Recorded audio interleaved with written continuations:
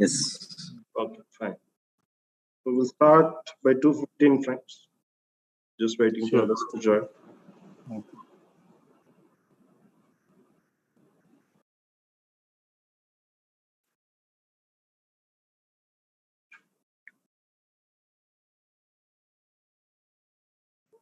Okay, fine, guys. Let's start then. Let's revise what we discussed yesterday. Okay, let's try to answer these questions. What is CLT?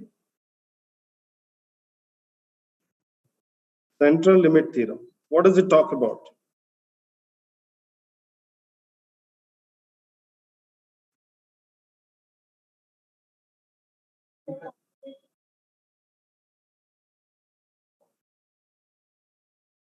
Okay, that's the first one. The population is normally distributed. Sample tends to follow a normal distribution. And what is the second one?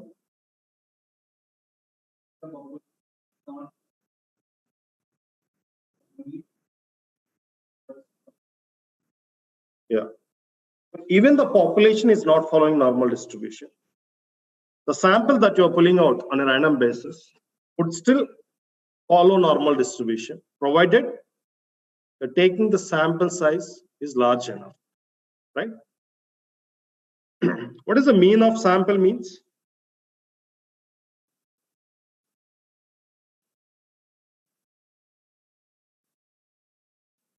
Online folks, what is the mean of sample means? Population mean.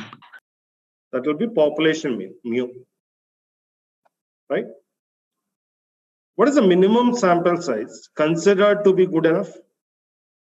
30. But these are all very from a theoretical perspective, right? What's the second moment of sample means? Standard deviation of sample means is nothing but the standard error. How do you represent the standard error?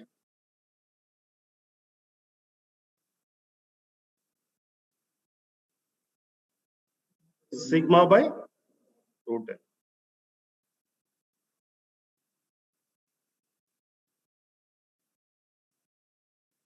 Clear?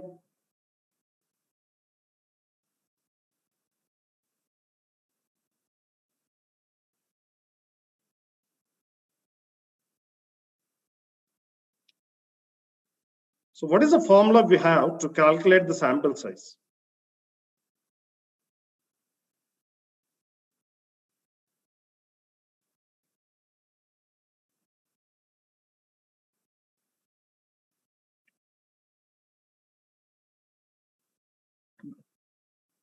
Oh.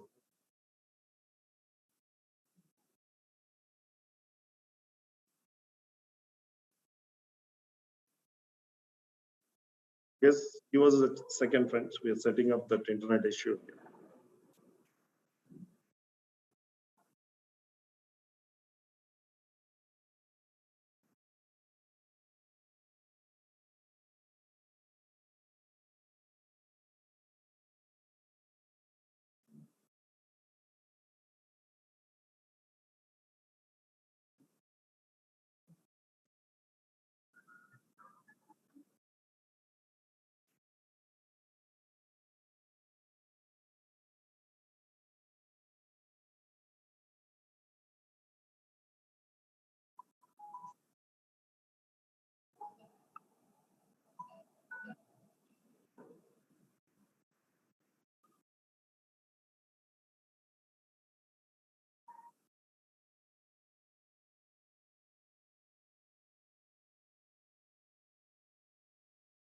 What is the formula for calculating the sample size?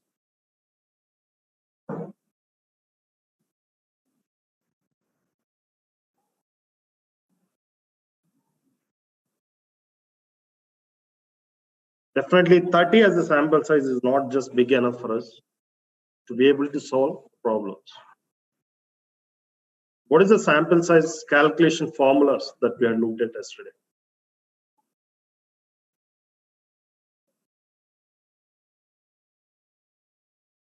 It's not minus 10, right? It's 10 into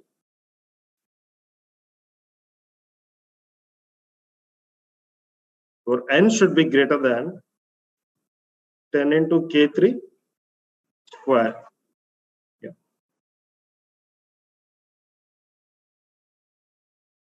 What is the other formula we have looked at?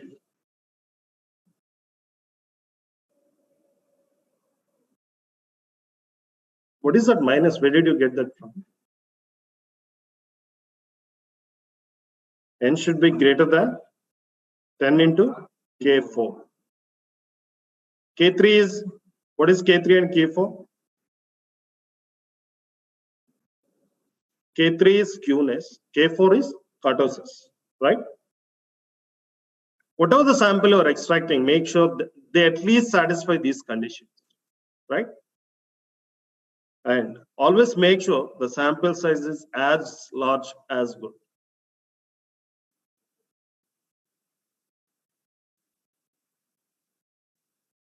Now, question 6. Can we trust a single value prediction? What is the probability associated with the single value predictions? 0. Hence, we cannot trust a single value prediction when we are dealing with continuous data. What is the formula for confidence interval?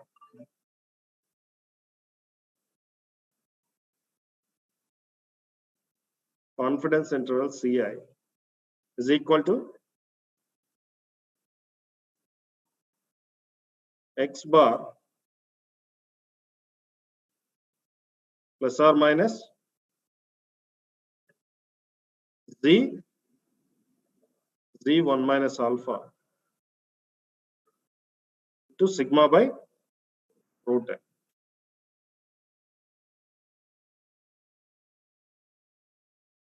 So what do you call this X bar, this formula?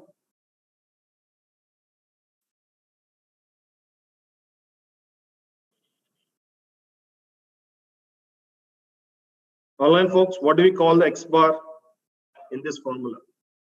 I'm not talking about whether it is sample mean. We all know that it's sample mean, but when it comes to confidence interval calculation,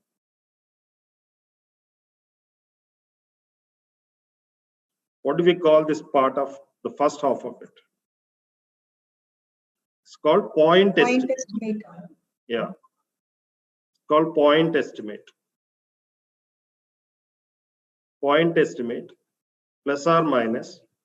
What do you call this G1 minus alpha sigma by root n? Margin of error. Margin of error.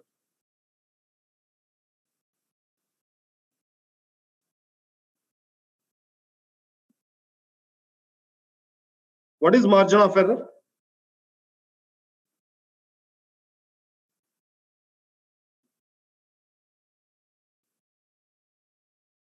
What percentage we are confident in terms of our prediction? Any prediction, can it be 100% accurate? No, it's not possible, right? Irrespective of whatever the accurate technique that you're using for your prediction, you would still go wrong, or your predictions would still be deviating from the actual, right? And the difference that you would get between your predictions and the actuals is called the, what is the difference that you will get over actual value and prediction value? That's the error, okay? And by you are actually predicting this confidence interval by a confidence level 1 minus alpha. It could be 90%, 95%, or any percent. So there is still a possibility that your predictions could go wrong. With respect to the confidence level you are predicting, so your predictions could go wrong by this margin of error. That's what it means. Yeah. That's where, in order to not let our predictions go wrong, we subtract the margin of error from the point estimate, which is the sample mean, to get the lower bound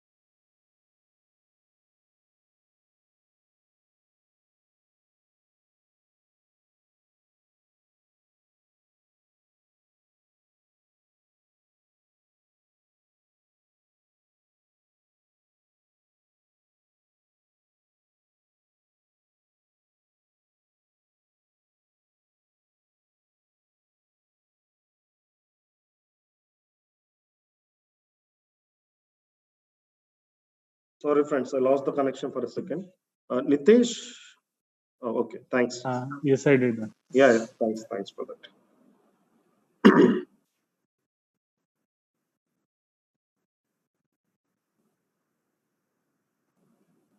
What is confidence? What is confidence level? How do you represent that? 1 minus alpha. Right?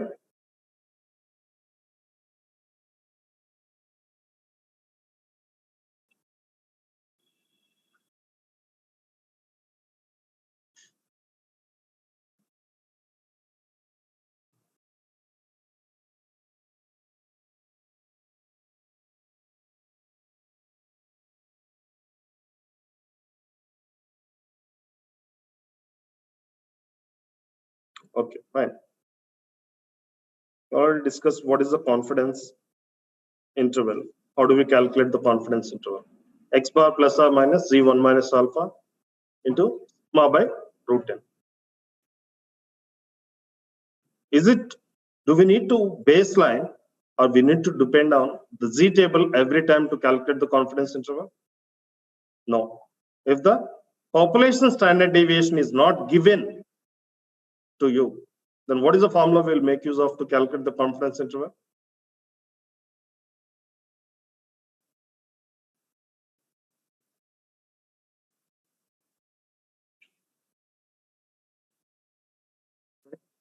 T distribution. What is the formula?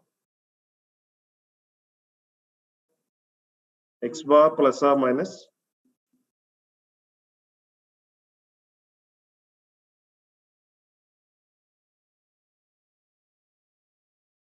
T 1 minus alpha at n minus 1 degrees of freedom and S by root 10.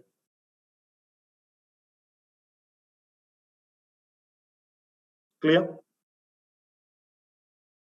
Sample standard deviation. Because we don't know the population standard deviation, right? That's when, in order to take the sample standard deviation, we would need to rely upon the T distribution. We already discussed what is margin of error. Then what is the formula for standardization? Z is equal to X minus mu by sigma.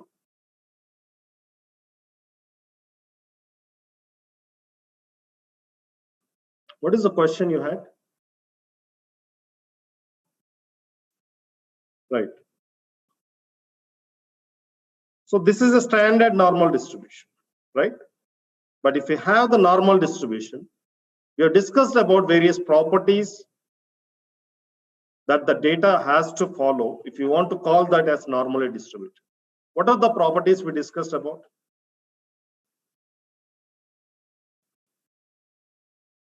If you'd like to call the data is following normal distribution, it has to satisfy 5 properties. What are these?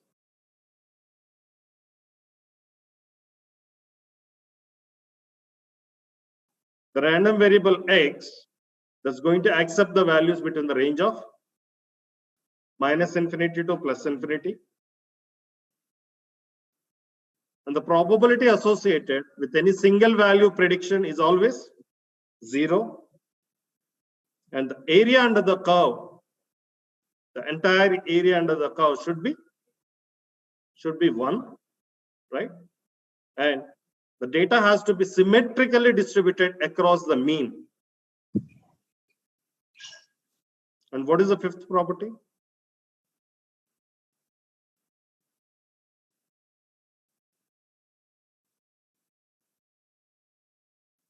% of the data lies towards the left of your mean, and the remaining 50% lies towards the right of your mean. Only then you can call the data is following normal distribution. Yeah, mean, median, mode. All central tendency measures will lie exactly at the same place if the data is perfect normal distribution. Clear? But if I standardize the same data, the normally distributed data, by using the formula x minus mu by sigma, what would be the mean of a standard normal distribution? The mean becomes 0. Guys, there is some background noise. Could you please go on mute? The mean will be 0, and the data will be equally distributed across the mean in the range of standard deviations. -1 standard deviation, +1 standard deviation, -2 standard deviation, +2 standard deviation. Yeah? Are we clear now? Now, what is 1 minus alpha? Confidence level, right? How do we represent this confidence level? In terms of percentages, 90%, 80%. Yeah? Then, what is the G value at 5% significance level?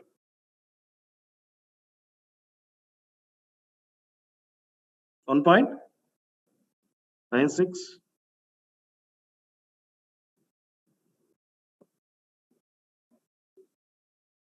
Are you sure? Yeah, that's correct only. I'm just asking. Yeah. When you're talking about 5% significance level, that means you are measuring at how much of the confidence level? 95%. G value at 95% is 1.96. What is the G value at 90%? 1.645. G value at 99%? 2.67, right?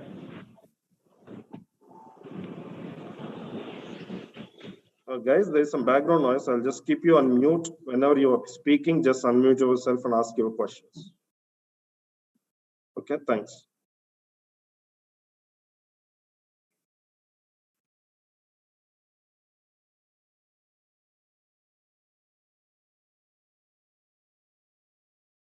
What is the formula or what is the function we have used in R to calculate the G value?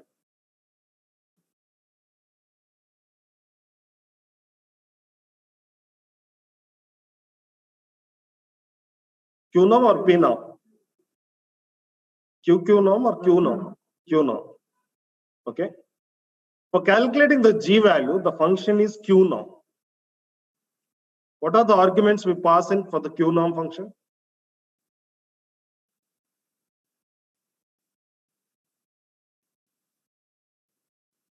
Syntax is Q norm of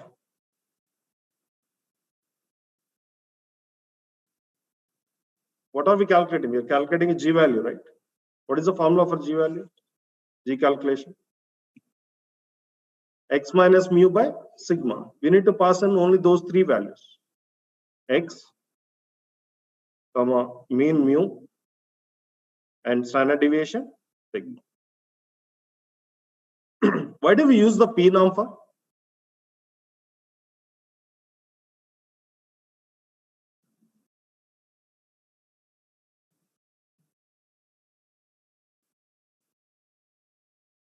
Any which ways. Anyone should be fine. Either Python or R. Do we have P norm function in Python at all?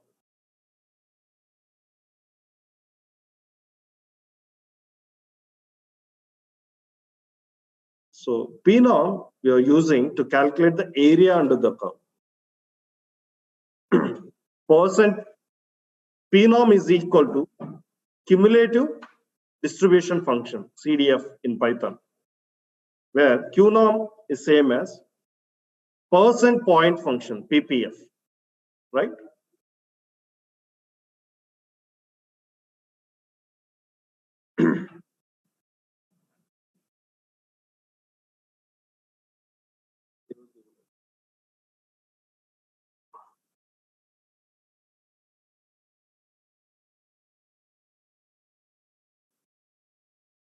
What do we do if the population standard deviation sigma is not known? We go for T distribution, right? X bar plus or minus T1 minus alpha and n minus 1 and S by root n.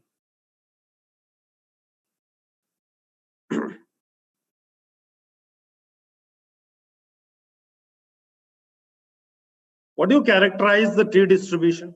How do you characterize the T distribution?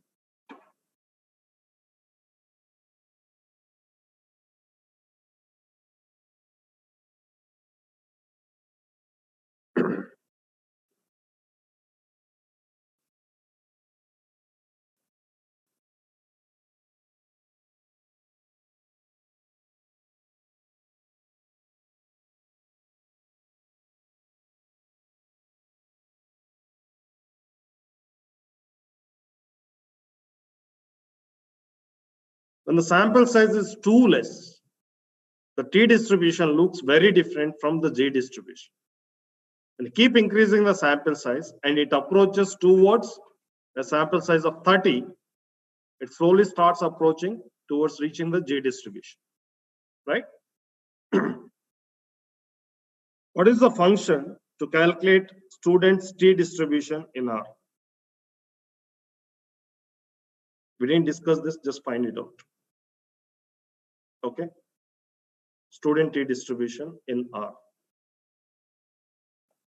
How to interpret the findings from sample data for population?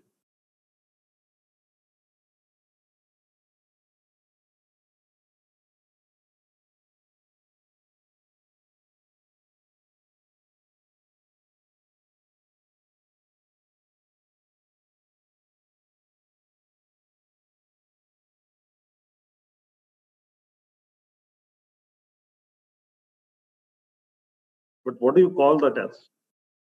They are extrapolating the findings of your sample analysis to the population data. What do you call that?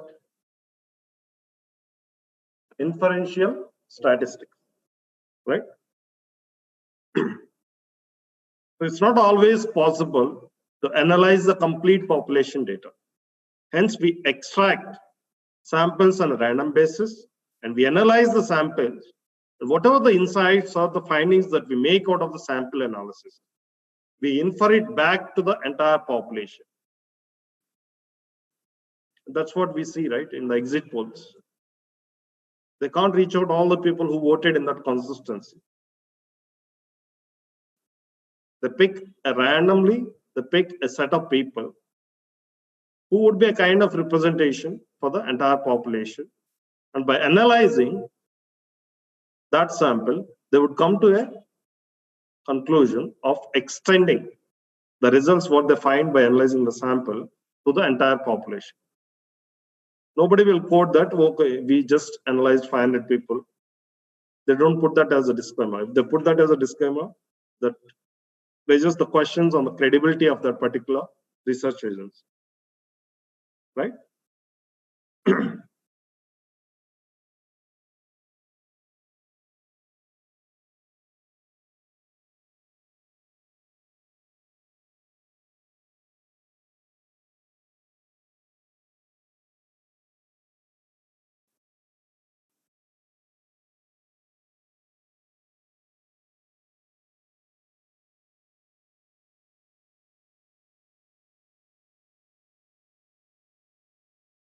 What does hypothesis testing mean?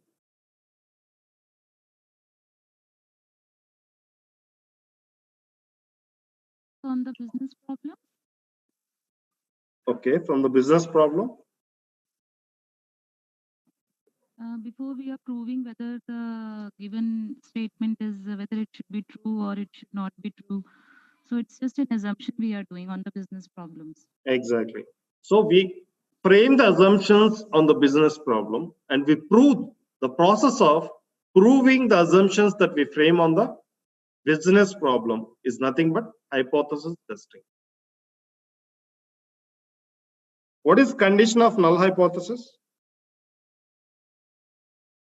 What all conditions it attracts to be a null hypothesis statement?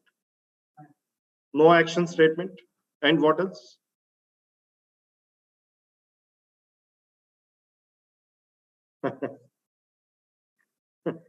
Failed to reject HO, is it?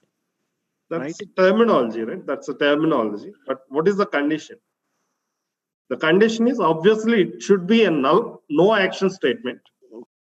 And it also attracts the equality that you have in the condition, right? What is the condition of alternative hypothesis? They are action-based statements. Now, you need to tell me, how do I frame this 2 by 2 hypothesis matrix? Now, I'm just drawing 2 by 2. You need to tell me, what should I write in each of this?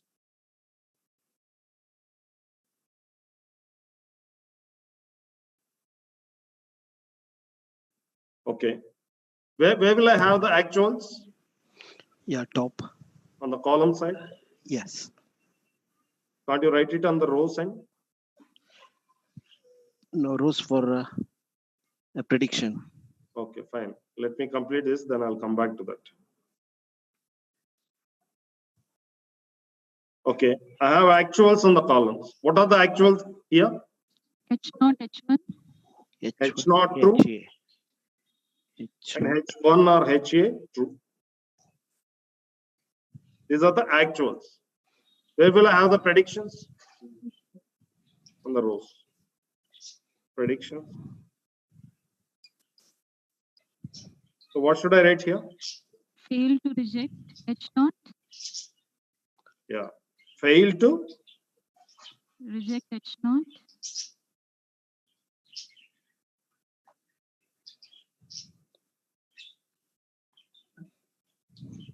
reject H0.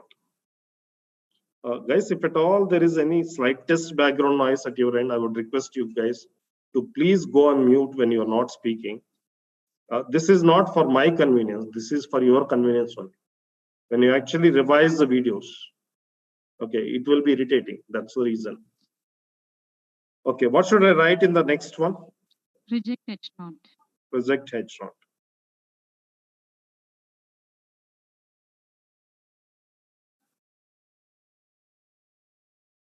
Now, I have predictions on the rows and the actuals on the columns. What should I have in the first quadrant? It will be true. Okay. 1 minus alpha. Yeah. So in the first quadrant, where my actual says H0 is true, and even my prediction says H0 is true. That means what are we doing here? We are failing to reject H0. That means we are accepting H0. That means that is a correct decision. And we represent that with 1 minus alpha. And what can you call this 1 minus alpha as? Confidence. It's not confidence level here, it's just confidence, the name, terminology. Okay. So what should I have in the fourth quadrant? Is my fourth quadrant is a correct decision or incorrect decision? Correct.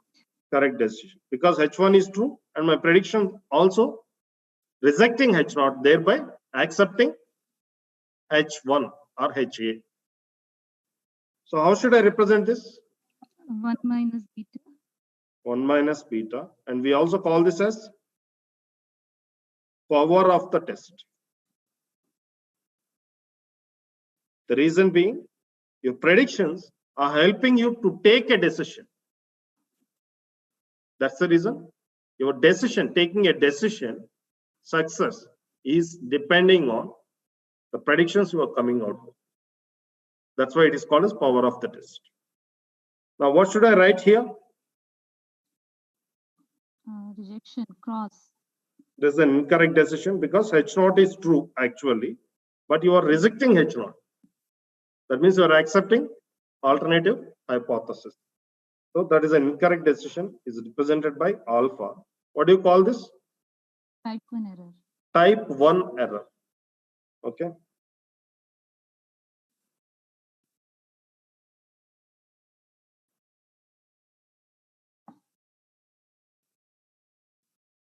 So is the last quadrant, which is left over, Is it a correct decision or incorrect decision? Incorrect. Incorrect. Because actually H of 1 alternative hypothesis is true, whereas I am accepting the null hypothesis.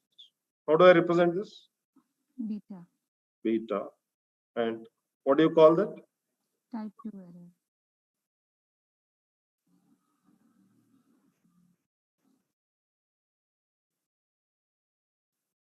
Type 2 error.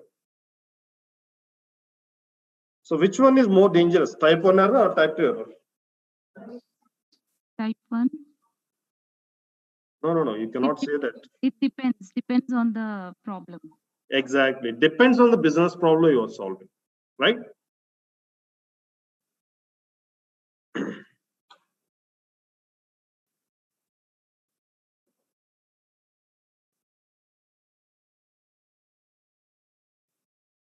Is it true or false? Hypothesis test is done on sample, but statements are written for population.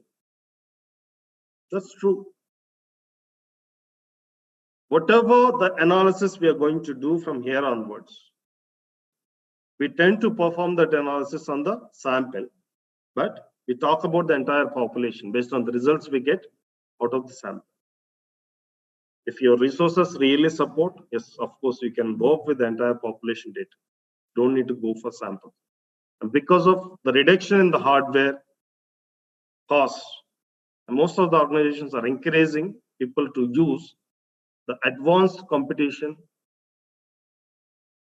resources, which are nothing but GPUs, TPUs, distributed computing. Yeah.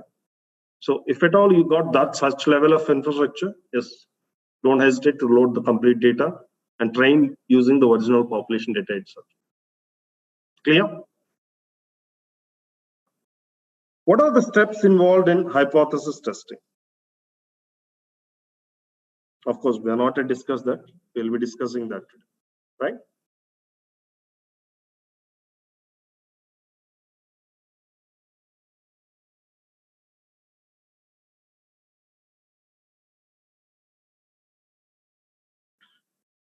Okay, fine. Can you go through this paragraph for a second, for a minute, and then we will discuss about it. Is it visible? No? Then why are you sitting there?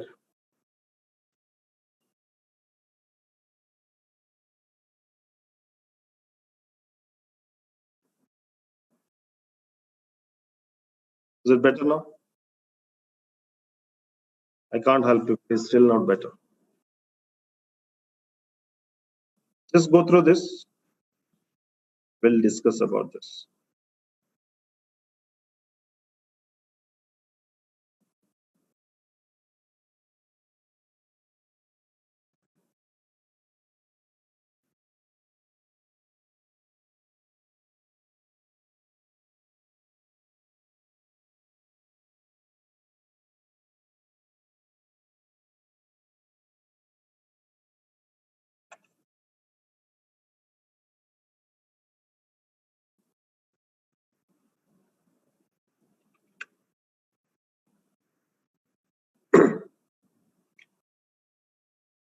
What's the first statement? The factors that affect the power of a test. What is power of test? 1 minus beta. The factors that affect the power of the test include sample size, effect size, population variability. How do you represent population variability?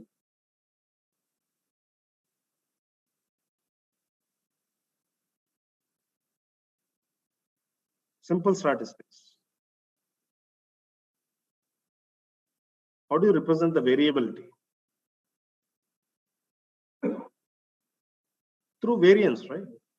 The population variability, population variance, sigma square. Okay.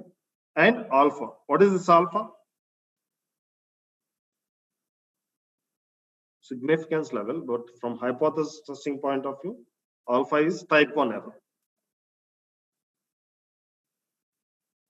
Right? So the factors that are going to affect or influence your power of the test is if you commit less mistakes,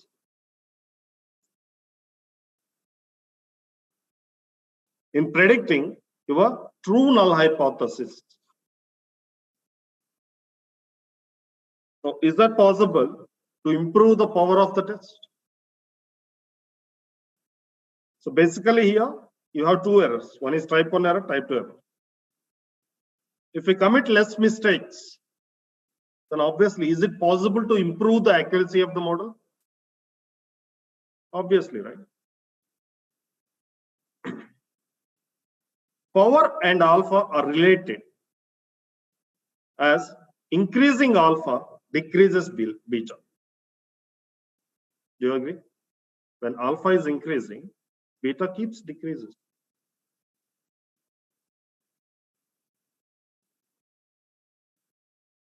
Power is calculated by 1 minus beta.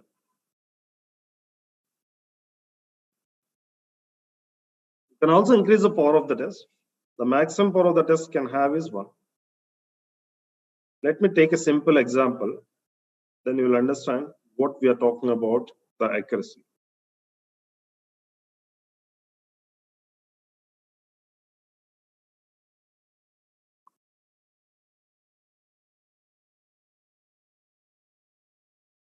Let me take the same example what we discussed just now.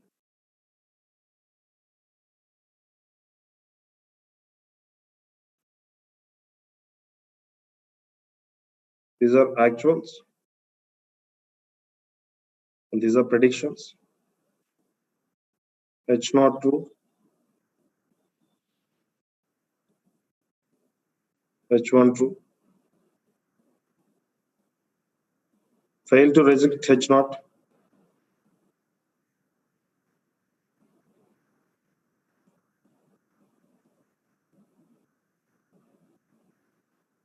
Reject H0.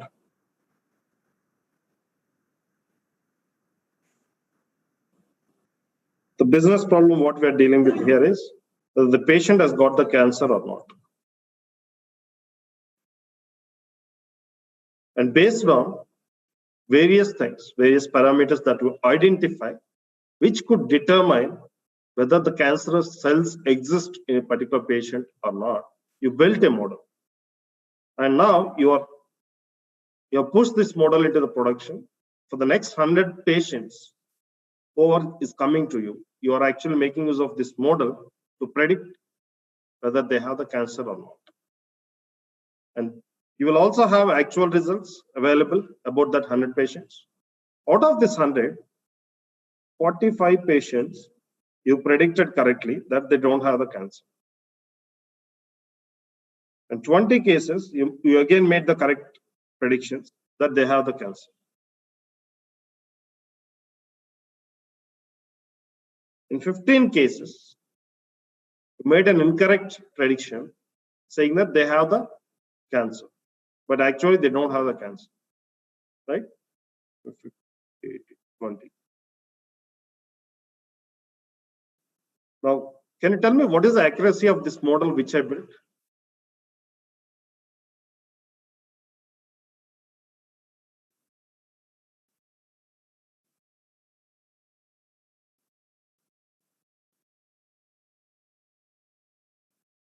Online folks, what is the accuracy of this model?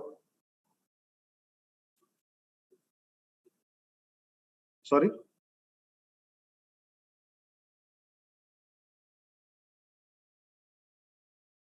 How do you calculate the accuracy?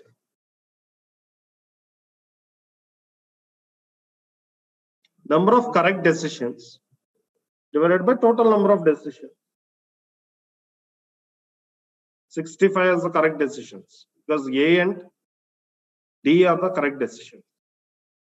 A plus D plus by A plus B plus C plus D. That is 65 by 100. That is 65% is the accuracy of the model which we have used. Correct? And this is called nothing but the confusion matrix, which we will be using while evaluating the performance of models that you build to solve classification problems. When we discuss about machine learning, we will come to that point. Okay. And again, is that 65% accuracy is good enough for this kind of problems? No, right? So it depends from problem to problem, from domain to domain. The expectations from your results quite varied. Okay.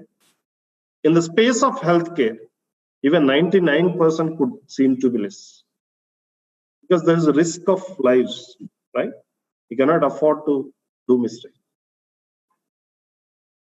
But in other sectors, retail, telecom, other sectors, still you can 80%, 85% accuracy sometimes seems to be very high. Okay.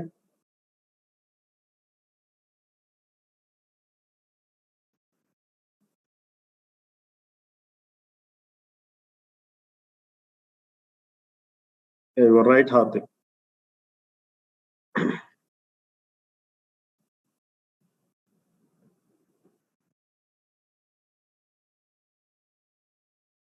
Now, let's see, how do we frame the business problems and null hypothesis and alternative hypothesis statements?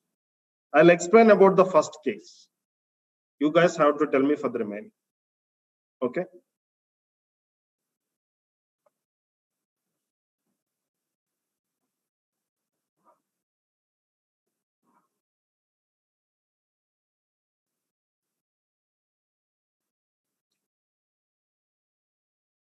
Our quality will not improve after the consulting project. Let me give a background as well. It's a very vague statement, right? Let's say you're running an IT organization and you've been serving a client for so long.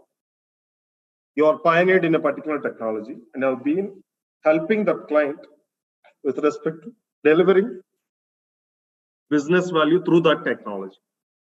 And suddenly one day, the client has come to you and asked about, I need a favor. I'd like to get a small piece of work done in a different technology. Can you help me? So what would you say? Well, that's not my piece of cake. I don't take. Is it? Can we really say that? There are a lot of other complications involved. If you let other vendors enter into the game, you will never know whether they will be able to eat up your business, right? So you told, okay, let me have a look into that. Let me come back to you. And that's when, after looking at various, after analyzing the situation, this is what your comment is. Our quality will not improve after the consulting project. What is the business problem here?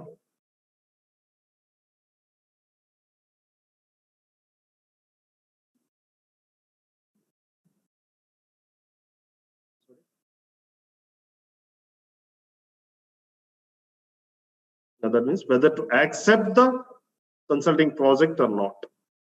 That is your business problem. And that is where your action is involved, right? Whether to accept the business problem or not. What is the null hypothesis statement?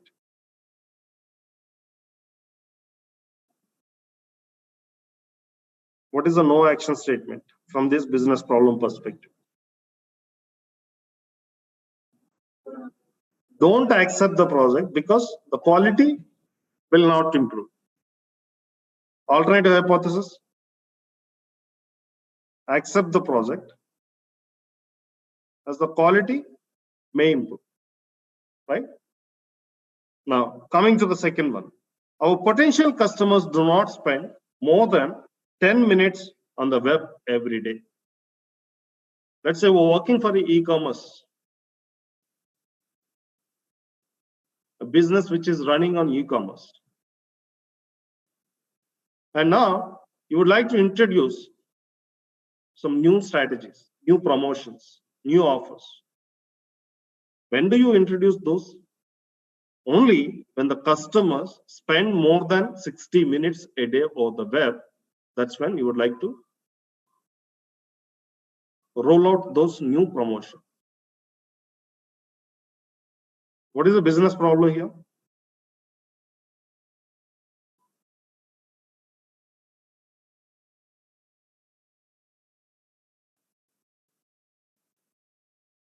Whether to roll out the new promotions or not. What is the null hypothesis statement? Do not roll out the new promotions because the average time being spent by the customers per day is less than or equal to 60 minutes. What is the now alternative hypothesis statement? Roll out the promotions because the average browsing time could be more than 60 minutes. Clear? We will need 400 more person hours to finish this project. It's a classical environment where we work on a day-to-day basis, right? Let's say your client has given you a change request, but you are working on a fixed bid project. What is fixed bid? The time is fixed. The delivery has to be completed within that time with the accepted quality.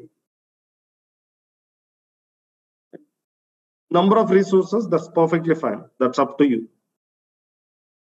If you are able to deliver that project within that deadline, you will be given the X amount as per your agreement initially. It's up to you whether you keep only one resource to deliver that or 10 resources. That's called fixed bid. Let's say you're working in a fixed bid project and your client has come out with a change request saying that yes, you have to deliver along with the change request. Being a project manager or project lead, you're a little scared. How would I complete within the timelines? I don't have enough resources. But any which ways, I cannot increase the timeline of the delivery. And you have gone to your project manager or delivery head. You said this statement. We need 400 more person hours to finish this project, along with the CR. What is CR? Change request. Okay. Change request is something is different from what you agreed initially. Okay. Then what would be the typical reaction from your delivery managers? I thought you already had a lot of free time, man. Why can't you deliver within just work? Couple of weeks overnight, you'll be able to complete, right? And if you don't agree for that proposal, if you're very stubborn in terms of your requirement of 400 more person hours, then he will say that, okay, fine, let me look into that, I'll come back to you. Then he gets into the repository and he pulls out all the projects which are of the same size, which are of similar technologies have been delivered previously. And how many person hours it has taken, the actual results, the actuals from your historical database. Okay. And he pulls out all that and comes back and says that, I think 150 or 200 hours is more than enough for delivering this. Why can't you do this? Right. Now, what is the business problem here? That's good. You heard a big story from for the last 3 to 4 minutes. Now tell me the business problem.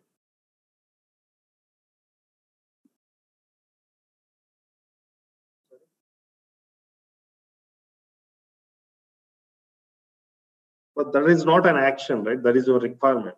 What is an action?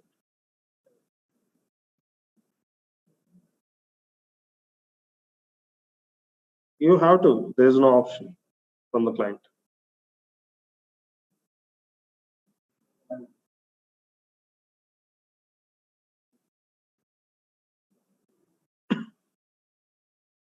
How is the question?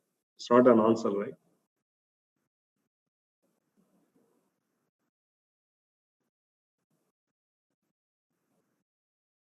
No, even before that, what is the triggering point for you? Whether to accept that change in the work or not, right? What is the null hypothesis statement?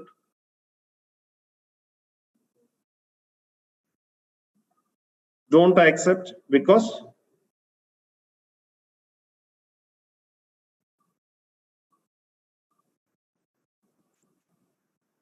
you don't have the number of person hours that is required available with. Alternative hypothesis, accept the change request, but hire more people to accommodate that required 400 more person hours, right? Now,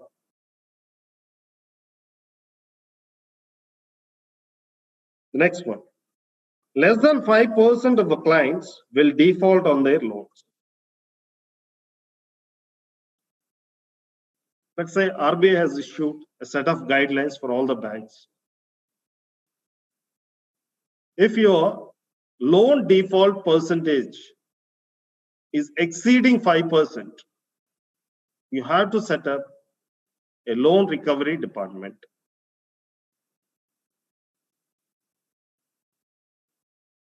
Right? Now, let's take the classical case of PNB, Punjab National Bank.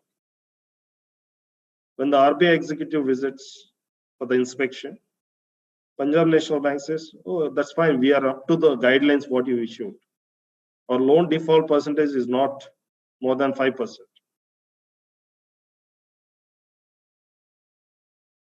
Maybe the number of loans that are getting defaulted may not be 5%. But look at the amount. People are taking 10,000 crores, 9,000 crores and fleeing away from the country, right? So now, what is the business problem here? Whether to set up a loan recovery department or not. Null hypothesis, do not set up because the default percentage is not exceeding by 5. Alternative hypothesis, set up a recovery team because the loans that are getting defaulted is exceeding 5%, greater than 5%. Null hypothesis, you'll have less than or equal to 5%. Now, next one. We'll acquire 8,000 new customers if I open a store in this area. What is the business problem? Whether to set up a store or not. Null hypothesis, don't open the store because cannot acquire 8,000 new customers. Alternative hypothesis, open a store because you can easily acquire 8,000 more new customers. That means this 8,000 has been set up as a kind of break-even point. If you can acquire these number of customers, you would be able to break even your investment. Now, last one. Let's say you are the owner of Reliance chain, Mukesh Ambani. Okay. The retail market will grow by 50% in the next 5 years. Some research agencies have published this news article, right? What do you think about it? Being such a huge businessman, what do you think about these kind of articles? If there is a real potentiality existing in the market that The growth will be 50% year on year for next 5 years. What kind of business decisions do you take? Set up more Reliance Fresh units. Now, what is the business problem here? Whether it will grow by 50% or not, is that an action? Whether to open new stores or not. Okay. Null hypothesis. Do not open because the market growth is not less than or equal to 50% next 5 years. Alternative hypothesis. Yeah. So online folks, I need answer from you guys. What is the alternative hypothesis for this last one? H1 statement. Open a new store Okay. because it will exceed 50% growth by next 5 years. Okay, that's great. Are we clear, guys? How do we frame the business problem statements? Null hypothesis and alternative hypothesis statements. Right.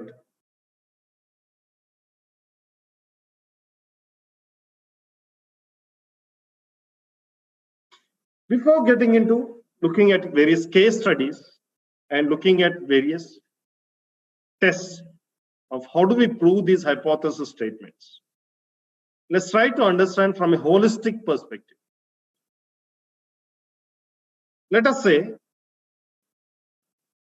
the y, what you are dealing here, is the output variable that you are predicting, and x is the input variable. Now let's say y is the discrete of data type. What is discrete data? Sorry. Yeah, which cannot be represented in decimals. It has to be a whole number or a category, pure category, either male or female. Yeah. And x factor is discrete. What is a factor, friends? Factor is nothing but number of categories.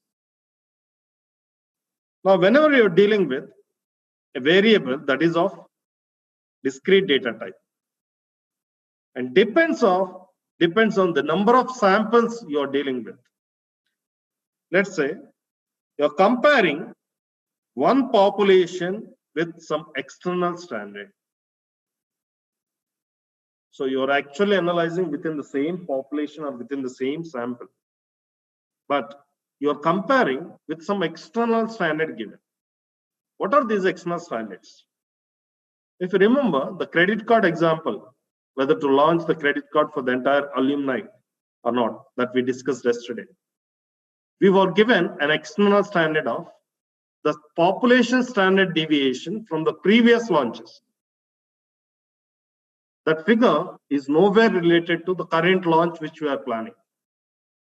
We were given the population standard deviation to compare from the insights or the observations that we make out of the current sample, right? Those are the external standards. If you are dealing with one single sample of the data type discrete and you are comparing with some other external standard, then you go for one proportion test. This is the type of the test. This is a one proportion test. Let's say you are comparing between two samples. Here number of samples is 2. So comparing between two samples. Sorry. Then you go for two proportion test. If you're comparing more than two samples, could be 3, 4, 10, anything. Then how do you pronounce this, friends? Chi-square test. CHI, chi, Ki. You need to pronounce that as chi-square, Ki. Okay? Chi-square test. Just remember, when do we need to select which test? These are kind of thumb rules. Depends on the type of the data and the number of samples you are dealing. So all these three tests you would select when the data that you are solving is discrete in nature. Clear? Online folks? Any questions or any confusion so far?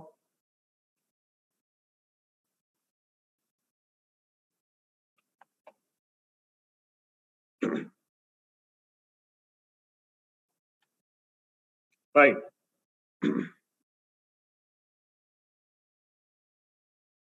So how many data types we have? Continuous and discrete. We have looked at what all tests we can select in case of discrete. Now let us look about the continuous data.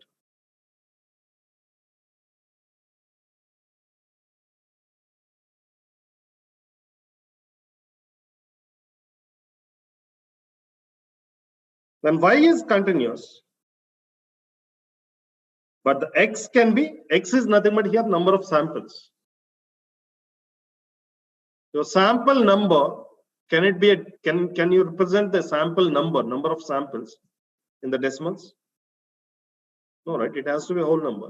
It can be either 1 sample, 2 samples, 3 samples, and so on. Post-lunch effect. And feel free to go and wash your face and come back, sit, relax. Yeah. When Y is continuous and the number of samples that you're dealing is discrete, obviously it has to be discrete because we can represent that in the whole numbers. When you are comparing within the same sample with some external standard, since Y is the continuous data type, the first check we always perform is whether the data is following normal distribution, normality or not. Because that is continuous data. If the data is following normal distribution, then as you are comparing within the single sample,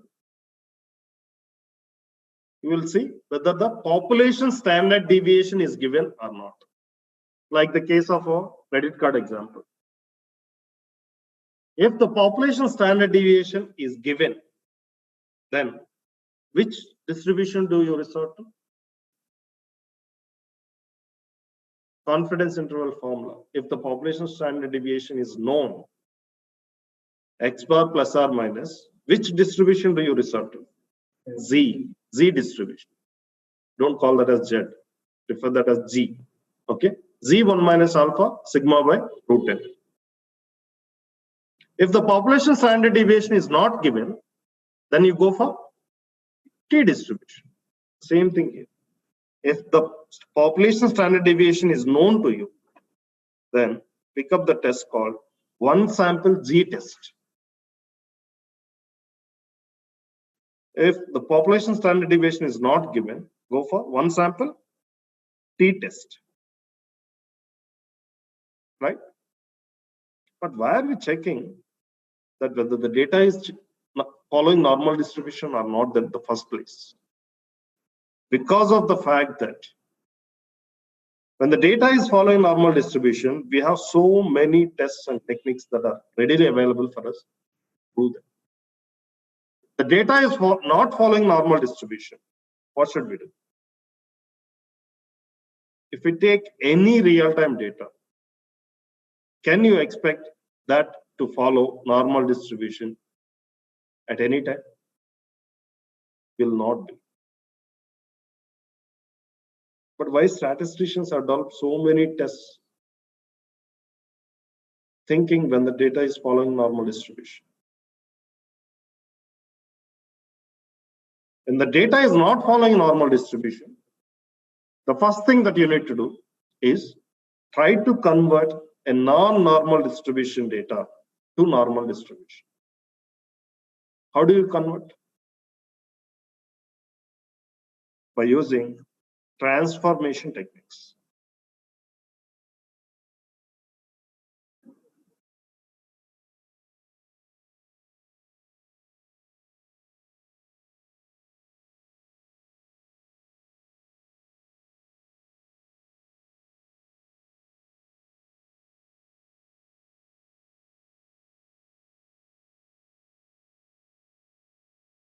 transformation techniques. What are transformation techniques? It's a simple mathematical transformation of the data. Let us say this is my variable x. I have certain values 1, 5, 6, 10. Is it following normal distribution? No, right? Then if I take x square, what would be the values? 1, 25, 36. Oh, is x square following normal distribution?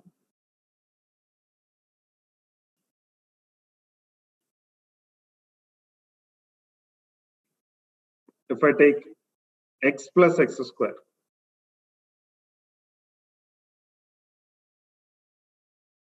what would be the result?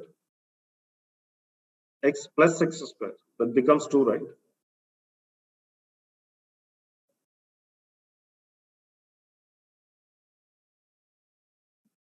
$42, 110. Do you think the distribution of the data is same between x, x square, and x plus x square? The distribution is different. And that's where the transformation techniques helps us to change the distribution of the data. But are these three are the only available transformation techniques? No. You can perform any kind of transformation. X, x square, x cube, 1 by x, 1 by square root of x. Yeah. Whichever helps you for converting your current data to normal distribution. Current data distribution to normal distribution. You can stick to that transformation technique. I would request you guys to spend some time reading about what all various transformation techniques that are available and when do you go for what kind of transformation technique.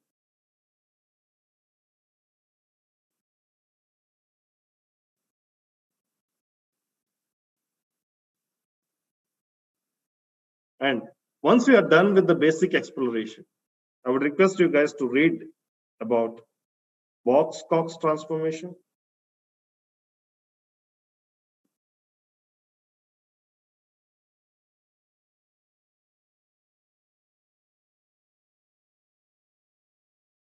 and Johnson transformation.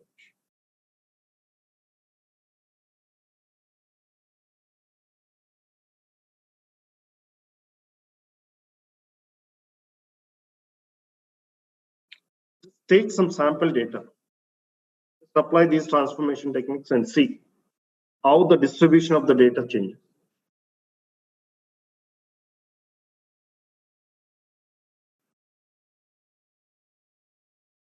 How do you check the distribution of the data?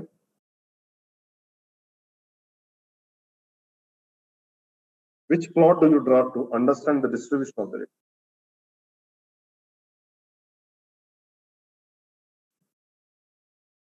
Sorry? Box plot. Yeah, box plot, you can understand the distribution, but that's not the primary plot we rely upon. Histogram, to understand the shape of the data, the distribution of the data, histogram should be good enough.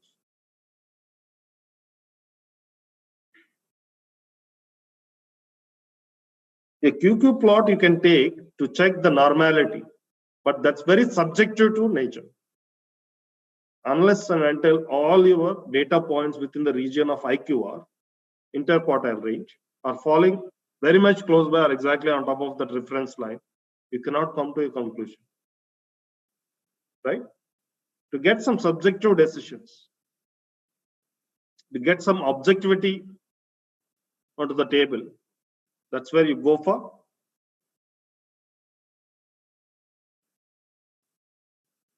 histograms.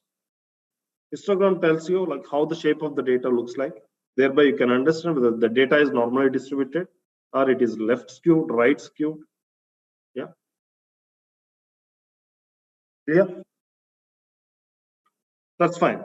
Even after trying so much, if you're not able to convert the data into normal distribution, then what do you do? That's where still we have some techniques available, but they're very not that accurate as the other tests what we had seen so far. If you are looking at the single sample and comparing with some external standard, and the data, the distribution of the data is not normally followed, that's when you go for one sample sign test. Whatever the test you will resort to when the data is following normal distribution. These are all positive paths, right? From normal distribution. Check. So the test what you resort, like one sample t-test, one sample z-test, two sample t-test for unequal variance, two sample t-test for equal variance, paired t-test, ANOM, ANOVA. All these tests are called, because all these tests we are resorting to these tests, or we are applying these tests when the data is following normal distribution. So the test which you apply prove the hypothesis statements when the data is following normal distribution are called as parametric tests.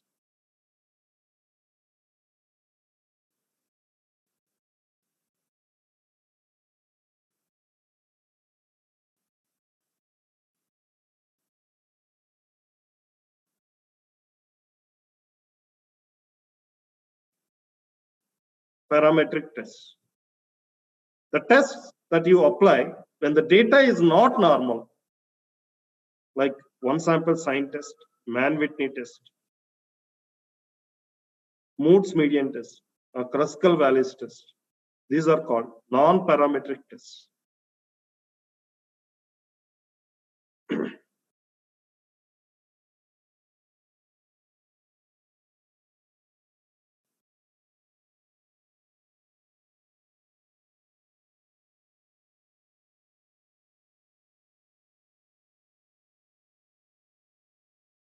Clear?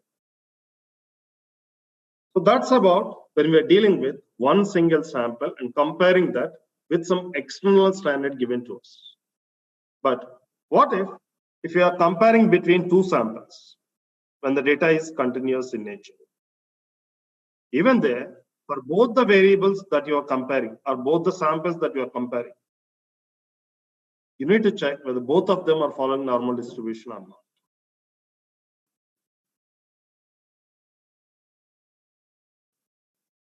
If they are following normal distribution, then you would need to check whether there are any external conditions given or not. If they are not given, or if the external conditions given but they're not same between the two samples, then you go for checking the variances. Check the variance of sample 1 and check the variance of sample 2.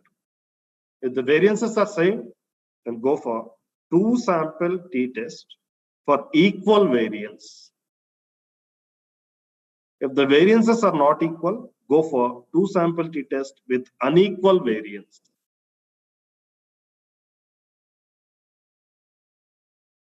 Right? But when the data, even after trying so much, if you're not able to convert the data from non-normal to normal distribution, that's when you go for Mann-Whitney test in case of two samples, when you're comparing two samples.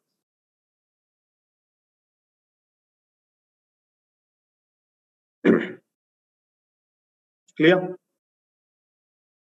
And the final thing that we are going to see is basically when we are dealing with multiple samples, more than two samples.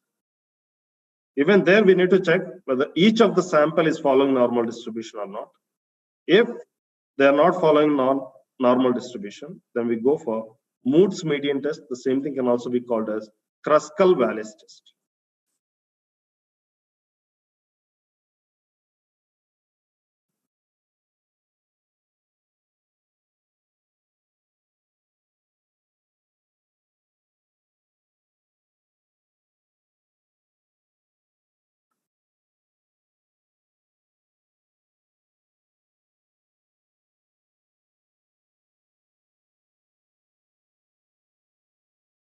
But when the data is following normal distribution, when all the variables of the samples that you're looking at are following normal distribution, then you check straight away the variance of each of the samples. If the variances are equal across all the samples that you are analyzing, you go for one-way ANOVA test. ANOVA is nothing but analysis of variance. One-way ANOVA test.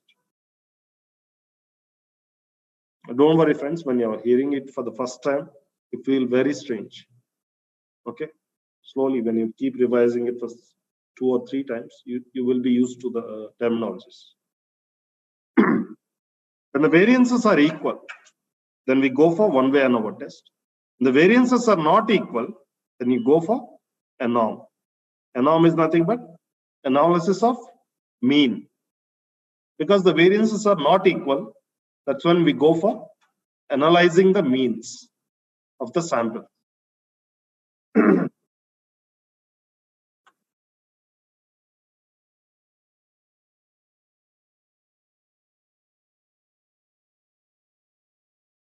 Clear?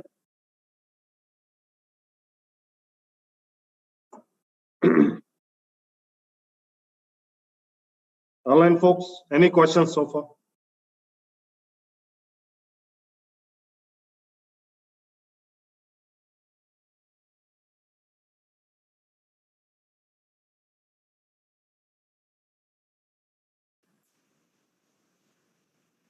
Fine.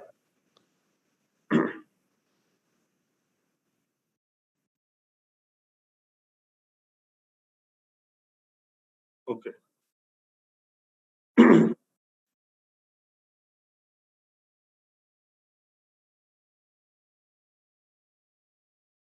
Now, can you please go through this case study? We will discuss about this.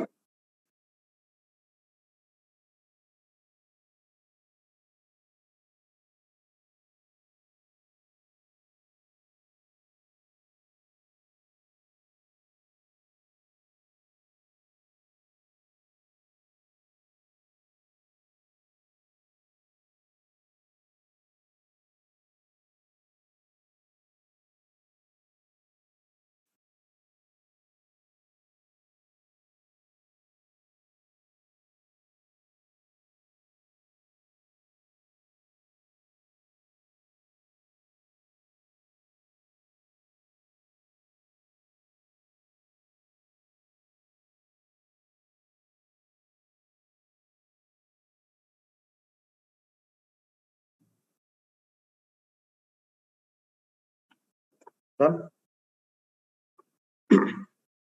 Done, guys?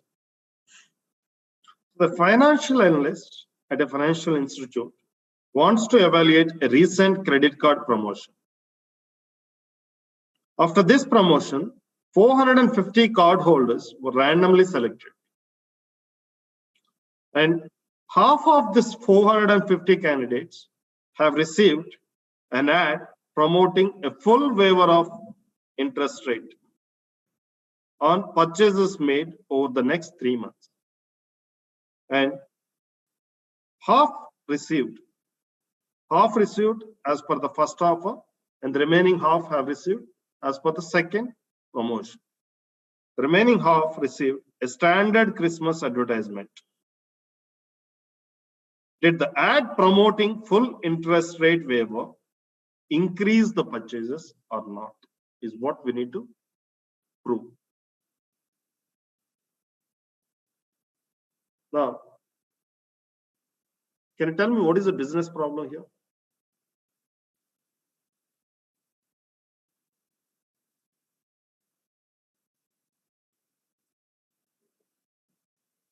Yeah, whether to roll out the new promotion, which is the interest rate waiver or not. As part of a pilot, you are checking how effective it is compared to an existing promotion, which is Christmas, standard Christmas advertisement, right? What is the null hypothesis?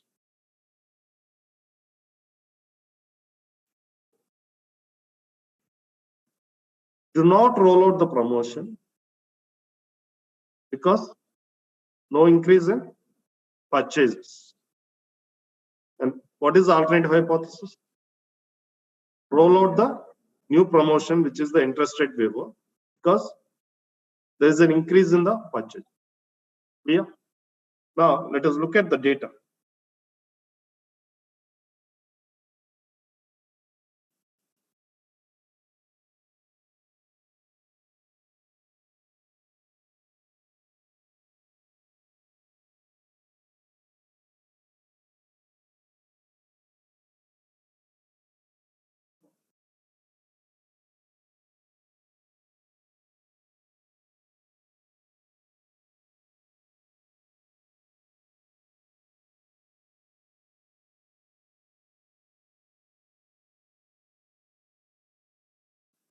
So this is the overall credit card amount that's been spent over the credit cards. How many transactions we have? 450 transactions, right? Overall, it's 450 customers have been taken as a pilot, and half of them have used interest rate waiver and half of them have used standard promotion. Now, there's the interest rate waiver. As per the interest rate waiver offer, half of them is 250 and the remaining 250 have been considered overall as 500. Half of them used interest rate waiver offer and half of them have used standard promotion offer. So these are the purchases. So this is a stacked data, friends. This is a stacked data. What do you mean by stacked? You have combined the values of different categories. But this is, we separate it out. The interest rate waiver amount and Christmas offer amount, we separate it out. Now, by looking at this data, how many samples we have? Sorry?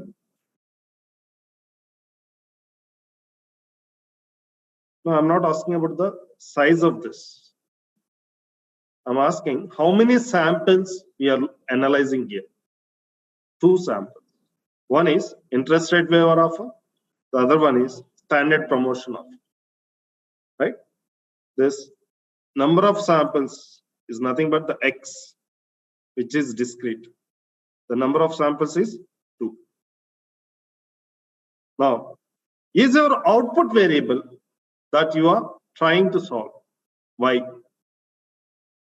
Is it continuous or discrete? Continuous, right? Because Y is nothing but the data type of the respective amount. Okay. So Y is continuous. And when Y is continuous, and we are analyzing between 2 samples,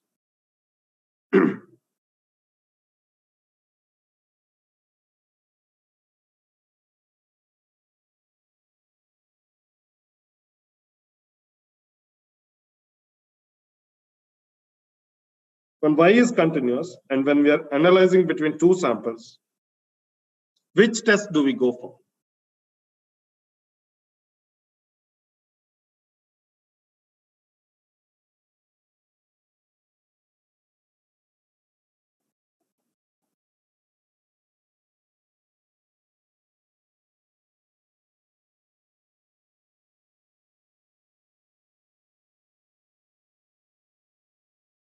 Why is continuous? Is that compared to? Yeah, we are comparing two samples, right?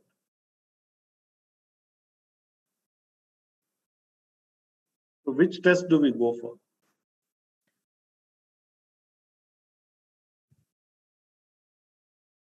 Man.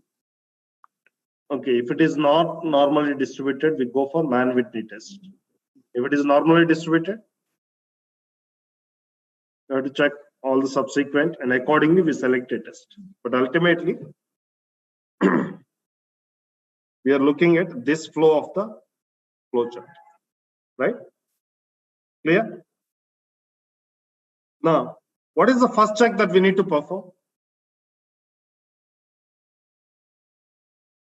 Right? Whenever we are dealing with continuous data, we need to check whether the data is normally distributed or not, right?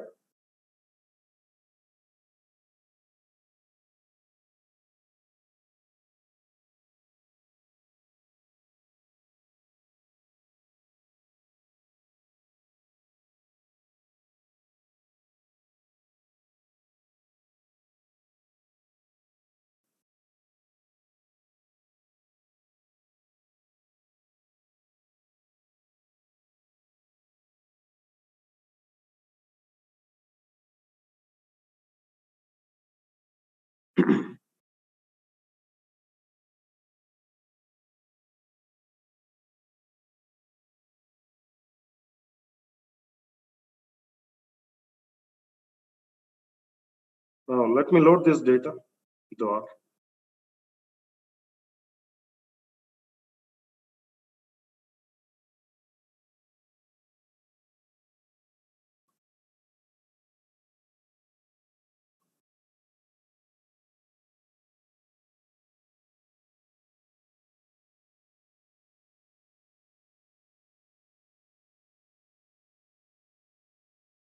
I'm loading this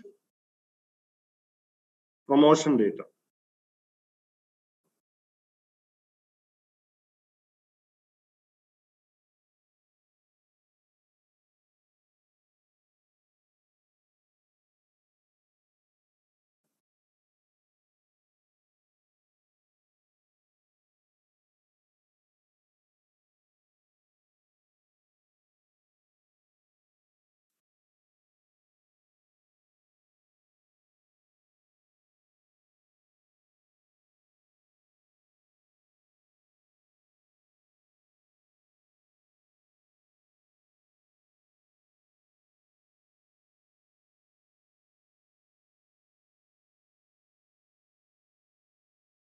I have 450 observations and 4 variables in that overall. The same data what we had seen.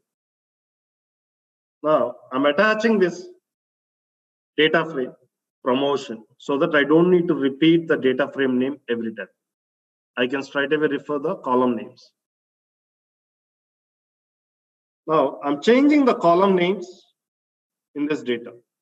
But let me open that, what the current column names we have. Open the data frame. What command?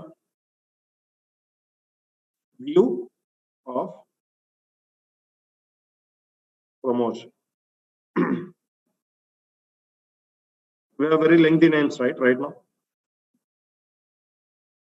So let me change the names. The call names of the promotion, I'm changing that to credit, promotion type, interest rate waiver, standard Christmas offer. But this has to be passed using concatenation function.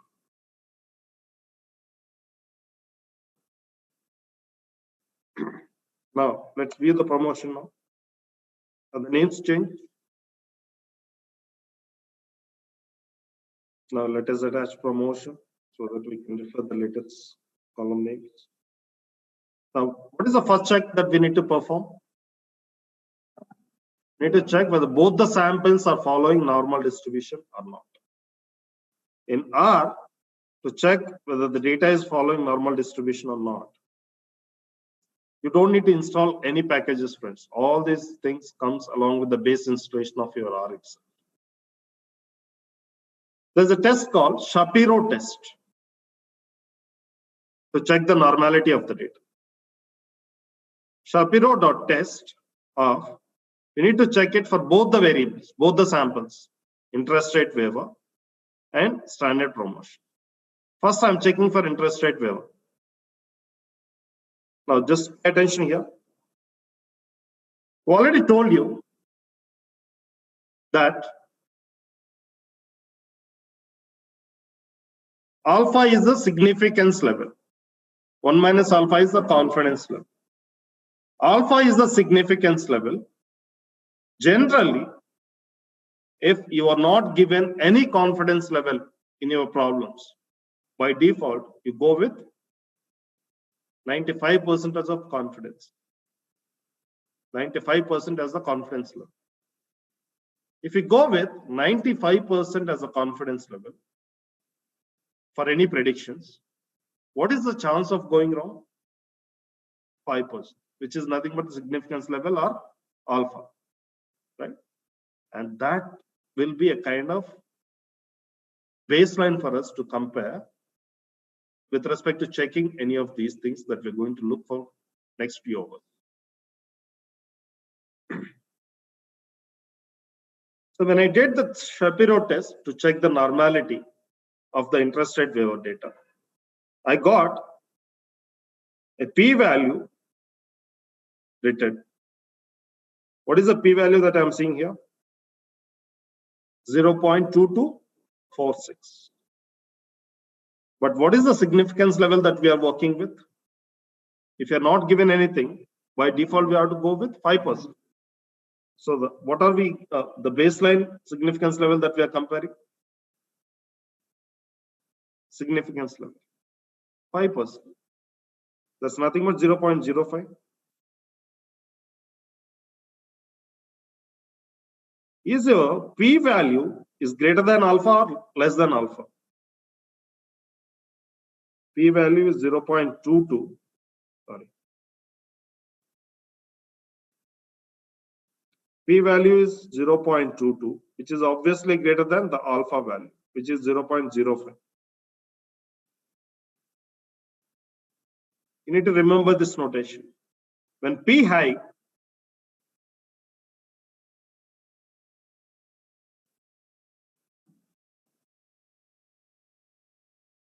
null fly. Null hypothesis fly. When P low,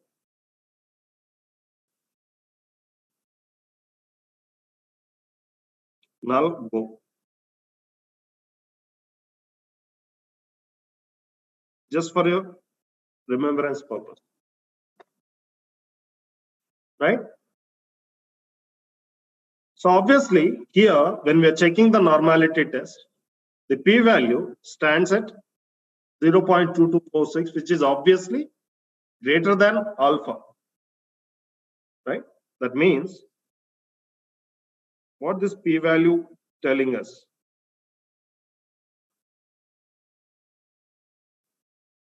And this is the confidence level, 1 minus alpha. And you have alpha as 5%.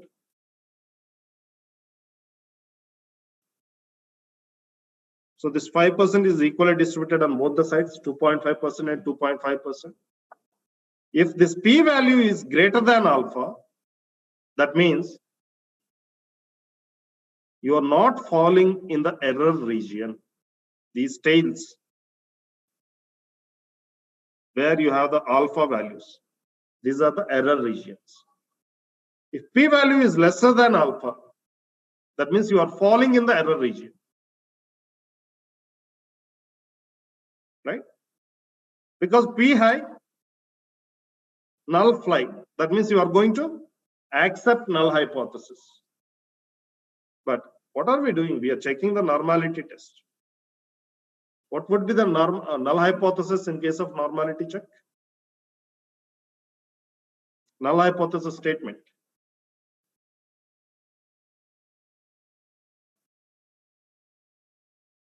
Which is the no action statement? Normally distributed or not normally distributed? No. Data are normal is the null hypothesis statement. because that has got no action. The alternative hypothesis is data are not normal. That there is an action involved. What action we are going to take if the data is not normally distributed? We try to transform the non-normal data into normal data, right? Hence, your null hypothesis statement, which is nothing but the data are normally distributed, has been accepted when p-value is higher than significance level. When p high, null fly. That means you accept the null hypothesis. Clear?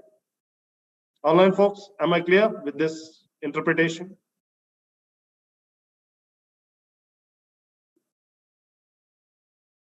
Guys, please respond. What is the second one you mentioned? P-value is low, null hypothesis go, is it? Yeah. That means you reject null hypothesis. Okay. When you reject null hypothesis, you accept the alternative hypothesis in the second condition. Thank you. Yeah.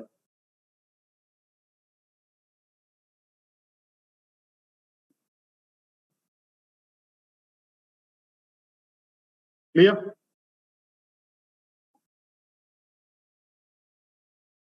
If p is less than significance level, if let us say we got the p-value as 0.02 or whatever it is, then p is lesser than your significance level. That means you are rejecting the null hypothesis. When you are rejecting null hypothesis, what are you doing eventually? You are accepting alternative hypothesis. Which is the alternative hypothesis in this current situation, what we are evaluating? Data are not normal. Okay. Now we checked whether the data is normally distributed for interest rate waiver sample. As per the result, what we got, and this is how we bring the objectivity while we check the normality through the p-value. Okay. So through the p-value we got, it's already proven that data is following normal distribution. So we need to check for the other sample as well, right?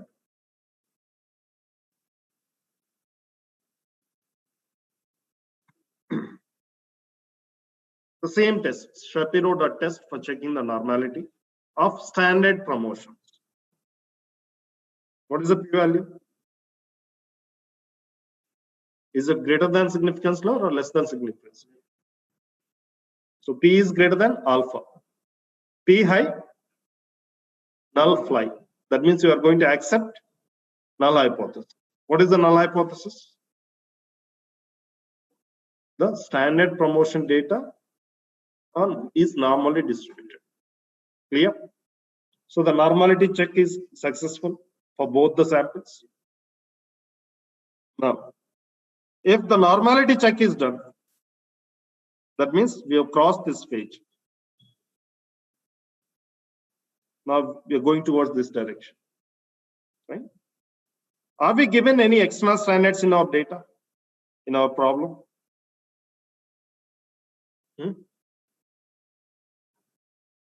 Can you be a little louder? Yeah, external standards are like the population standard deviation given in our credit card example. Like, do we have any such standards given out from outside of the sample? No, right? No standards are given. When the standards are not given, then we take this route. Or if the standards are given, but they are not same between the samples, even then we take this route. Right? And now we check for the variance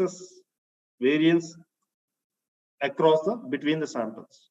Because we are comparing between two samples, we need to check whether the variance is same between the two samples or not.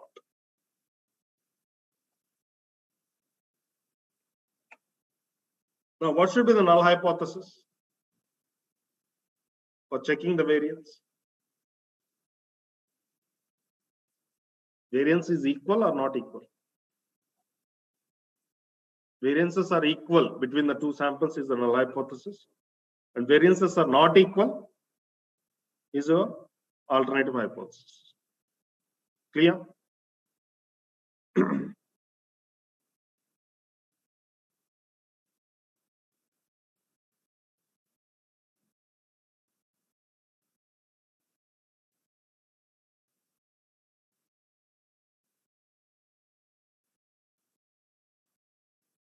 Now, to check the variance between two samples, the function in R is var.test. var is for variance, the short form. Variance of interest rate waiver and standard promotion. Function is very simple, var.test. Now, pay attention here, friends.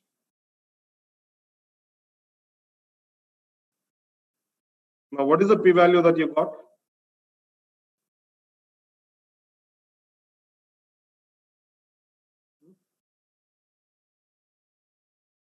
.653 is the p-value that you got.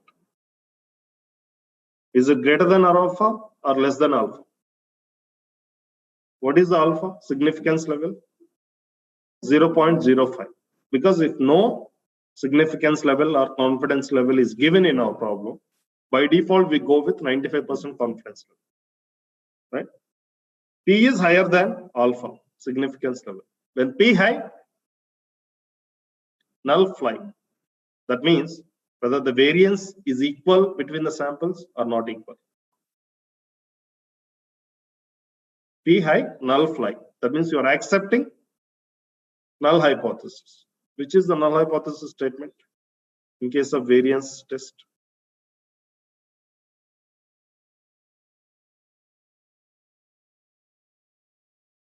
In case of normality check, the data are following normal distribution is your null hypothesis statement. Data are not following normal distribution is your alternative hypothesis statement. What is your null hypothesis statement in case of variance test? Variance between the two samples is equal. Alternative hypothesis is variance between the two samples is not equal. Clear? So that means the variance are equal between the two samples of standard Christmas, standard promotion, and interest rate waiver. Clear?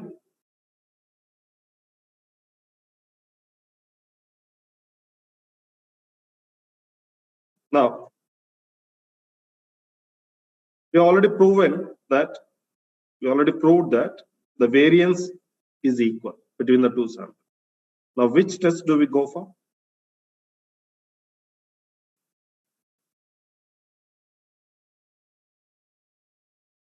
Can't you see? Very blurry, right? That's two sample t-test for equal variance. Two sample t-test for equal variance. Now, can you tell me what is the null hypothesis statement for the two sample t-test equal variance?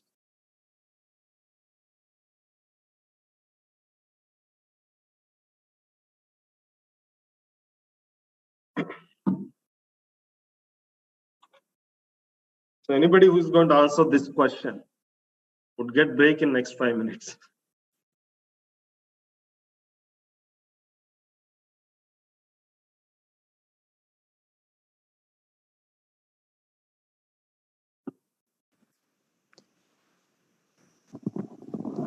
The two samples or variance are equal is nice null hypothesis, that is H naught. And is it correct? No.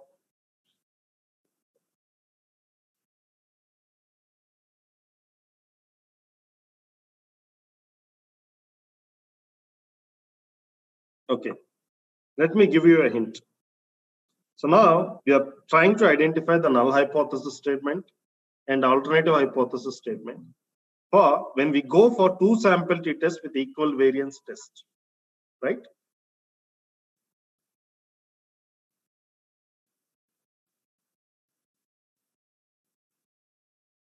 Now, can you tell me what is the null hypothesis and alternative hypothesis?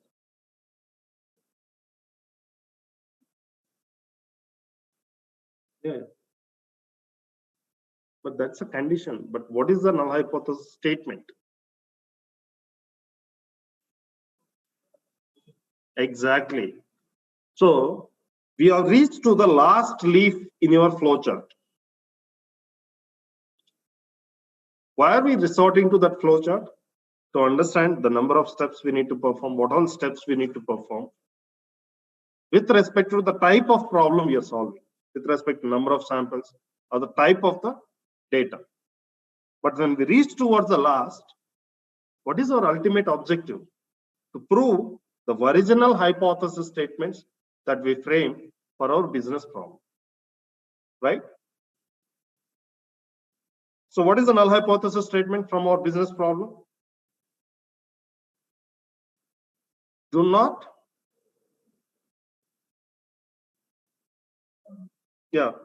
encourage the new promotion that is full interest rate waiver because it's not fetching more purchases. Alternative hypothesis. Yeah. Are we clear about this, online folks?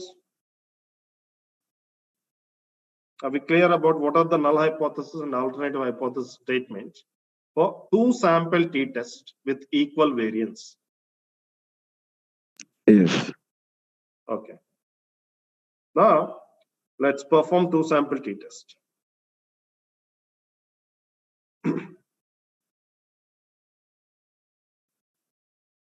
The function in R to perform t-test, forget about is it one sample t-test or two sample t-test. To perform t-test is t-dot test. If you mention two samples, that becomes two sample t-test, right? But you need to concentrate one more thing here. You need to observe one more thing. I just mentioned the interest rate waiver and standard promotion in the same sequence how they are appeared in the data set, right?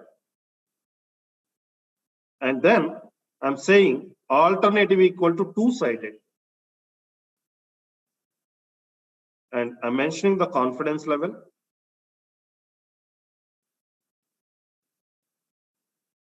%95 confidence level, and I sent across an argument called correct equal to 2. When I'm saying two-sided, that becomes two sample t-test. Two-sided means basically whenever we are checking the condition, we make sure we check the alternative hypothesis condition. What is our alternative hypothesis condition?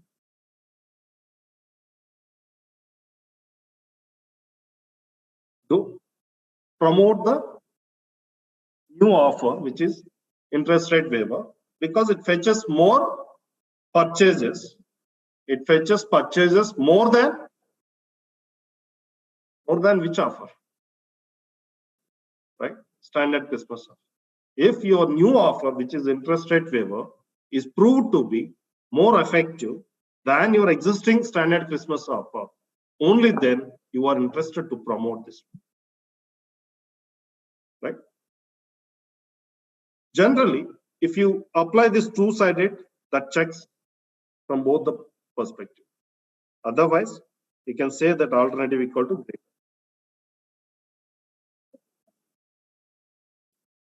No problem. Just go and take your seat.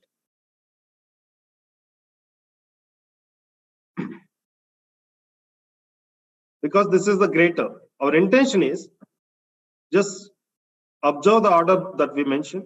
Interest rate waiver, purchases of interest rate waiver is greater than purchases of standard Christmas offer.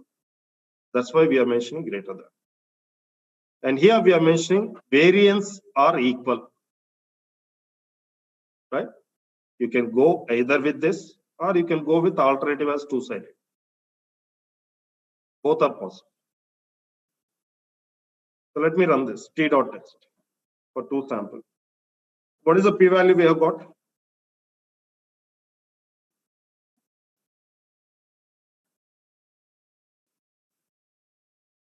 0.02423. Sorry.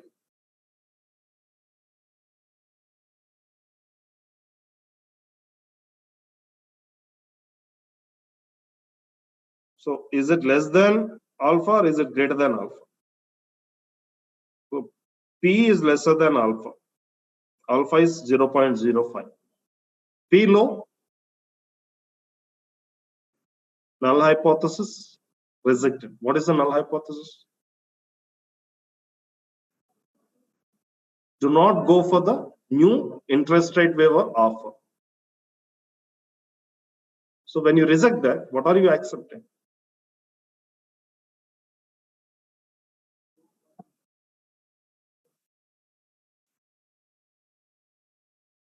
When you are rejecting null hypothesis, you are accepting alternative hypothesis. What is your alternative hypothesis?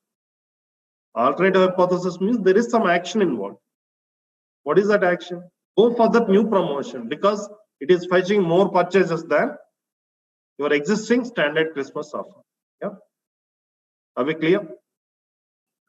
The interpretation is very important.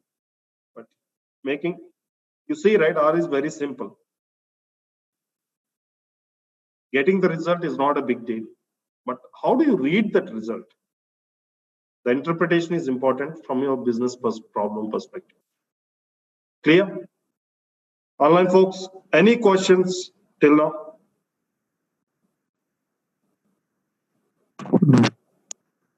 Let me show you the other way.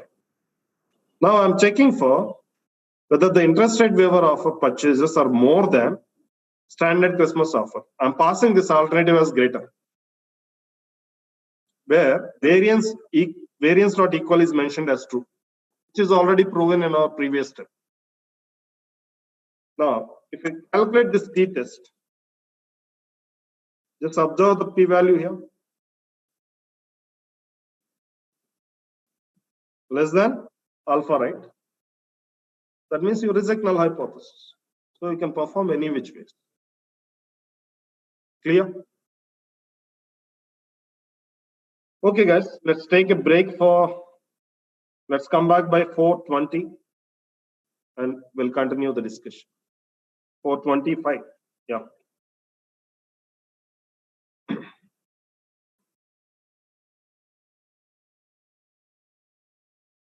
Yeah, please go through this case study, then we'll discuss about this.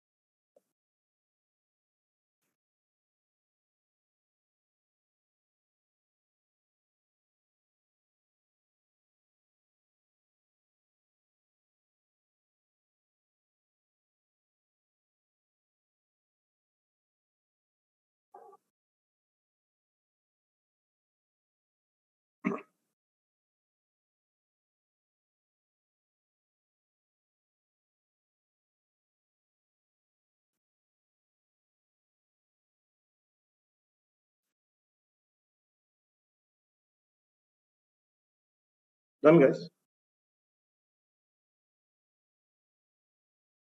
The marketing organization outsources the back office operations to 3 different suppliers. The contracts are up for renewal and the CMO, Chief Marketing Officer, wants to determine whether they should renew the contracts with all the suppliers or any specific supplier. And CMO wants to renew the contract of supplier with the least transaction time. So what is the criteria that the CMO is looking at?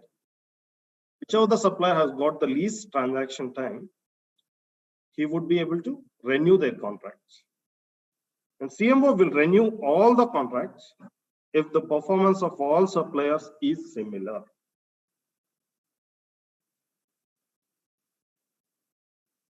Let us look at the data for this.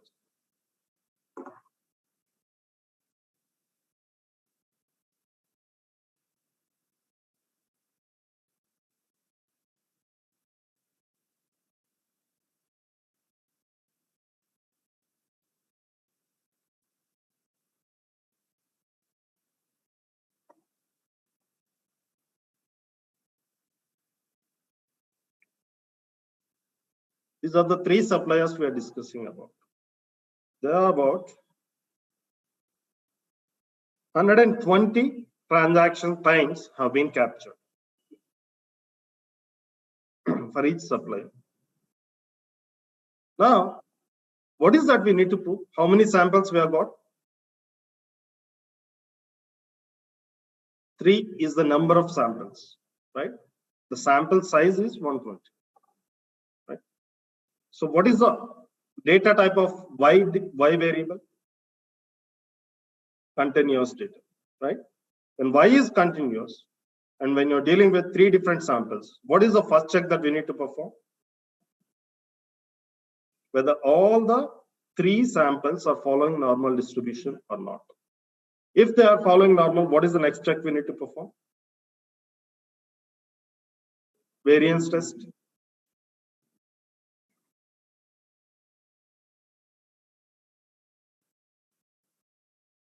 Now we are dealing with this particular flow, right? We're talking about 3 samples where Y is continuous. You need to check the normality test first. If they are normally distributed, then we need to check with the variances. Based on the result of your variance test, you are going to select the respective test, prove the null hypothesis and alternative hypothesis statement. By the way, what is the business problem we are solving here?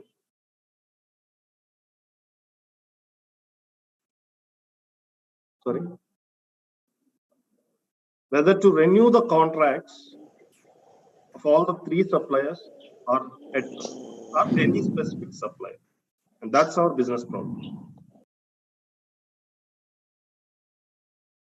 Guys, there is some background noise. I'm just keeping you all on mute. Whenever you're speaking, just unmute yourself and ask your question.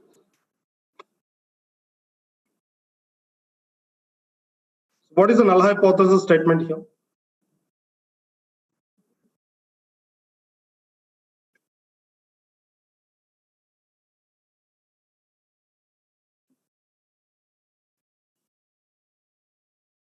The transaction time is same for all. That means you are renewing the contract, right? That's your null hypothesis statement. What is the alternative hypothesis statement?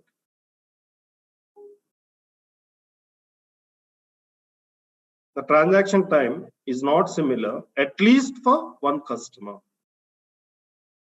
When we're dealing with more than 2, this terminology is very important, at least for one supplier.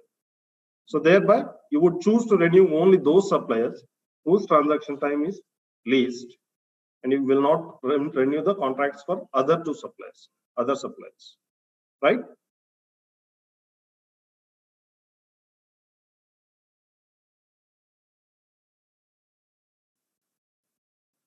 Now, let me load this data.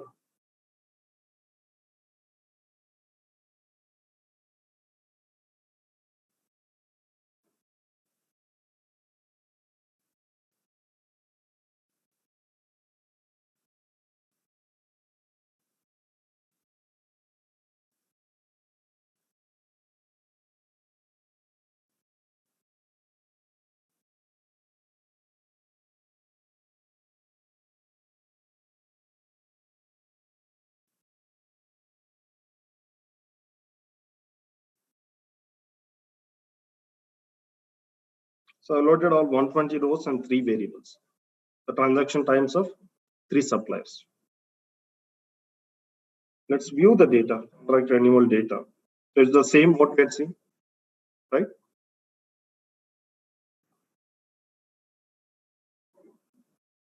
There's a function called stacking. If I just produce the data in the same format, any statistical analysis tools like R or Python, they'll not be able to understand what to do with those three variables, which is being kept separately, right? Hence, I'm converting that into a stack data. What is stack data?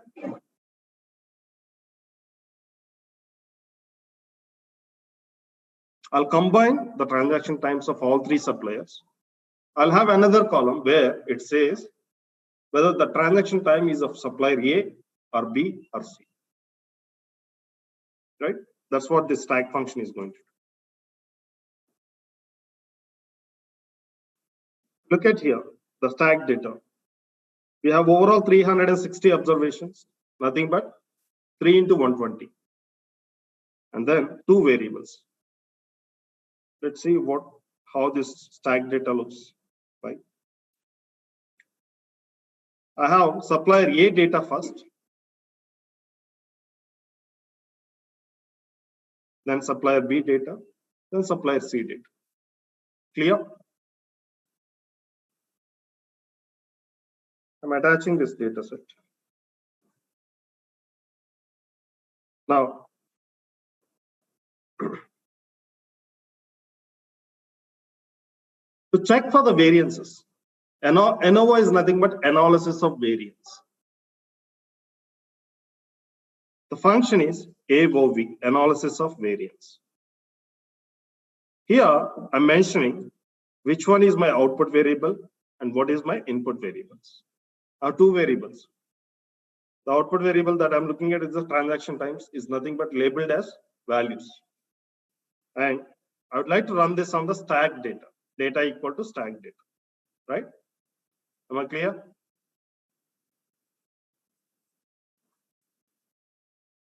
Now, the ANOVA has been built. To see the results of the ANOVA, we need to look at the summary of the variable into which you have saved the results. I saved my results into the variable called ANOVA underscore results. Clear? Look at the summary of AOV. What is the p-value we have here?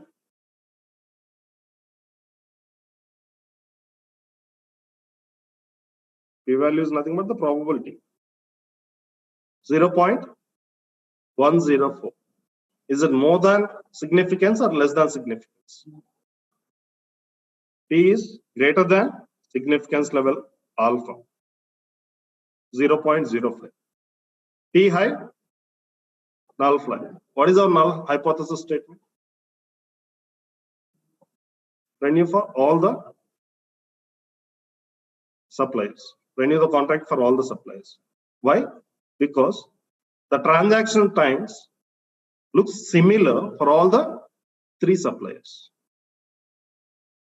Clear?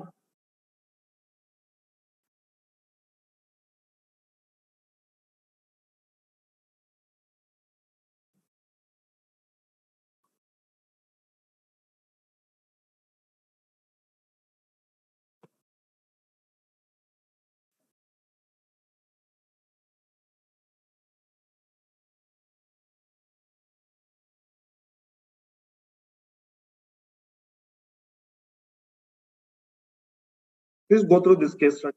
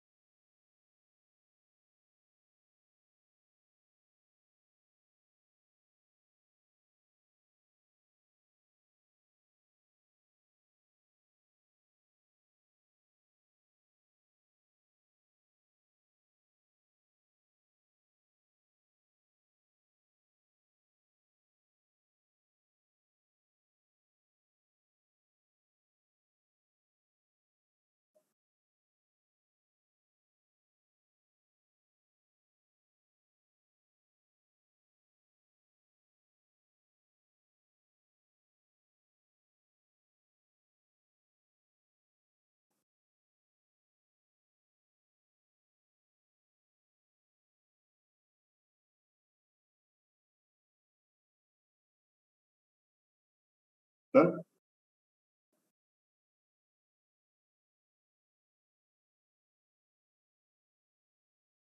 Online folks, are you done?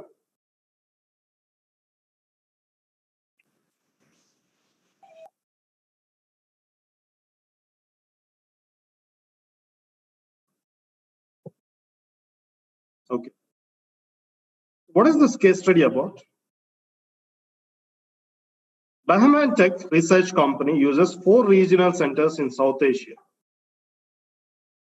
India, China, Sri Lanka, and Bangladesh, to input data of questionnaire responses. Basically, it's a research form. Based on the questionnaires they conduct. Now, they outsource the work to these 4 countries, the operations that they have in these 4 countries, to enter all the questions and responses of different people who have undergone those surveys into the systems. They audit a certain percentage of the questionnaire responses versus data entry, just to make sure the accuracy of the data being entered into the systems.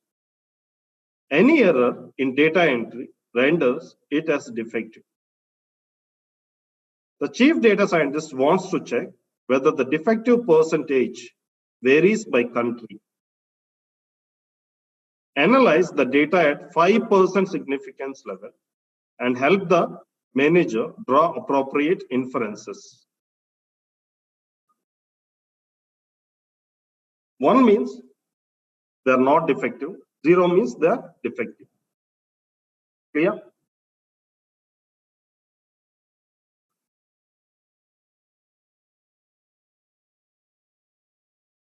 Now, let us look at the data for this.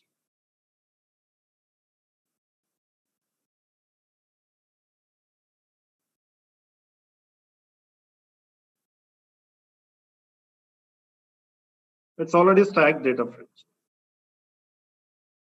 India, China, subsequently the other 2 countries' data is also there. And the first column represents whether the entry is defective or not. 0 means defective, 1 means not defective, right? Now, can you tell me what is the type of Y variable that we are solving here? Discrete, right? Discrete of 2 classes. One is defective, the other one is not defective. Clear? How many samples we are comparing here? 4 samples between 4 different countries, right? Each country's data is one single sample.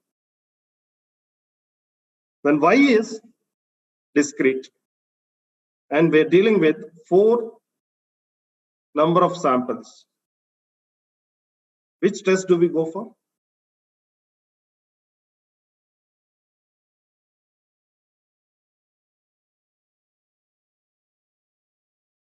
These are all about when Y is continuous. When Y is discrete and the number of samples is more than 2, that's when we go for chi-square. Okay, Ki, chi-square test.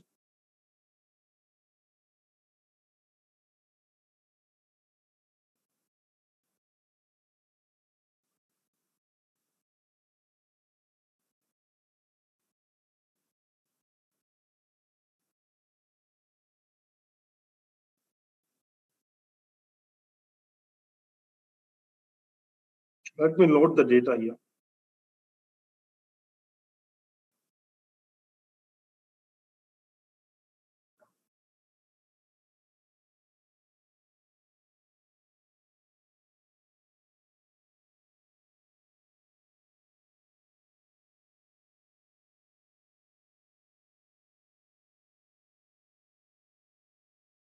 (200 observations from each country, overall 800 observations, right?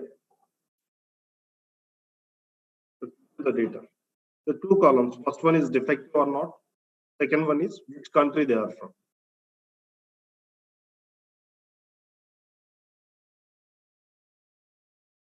I'm attaching this data so that I don't need to repeat the data frame name every time. Now, What does this table function give us? I'm applying this table function by country and defective. What does it give? Country wise, how many are defective, how many are not defective? It gives the proportion of each class. Defective is one class, not defective is another class, right? So per country, 0 is defective, right? And 1 is not defective. Looks like there are more defective cases.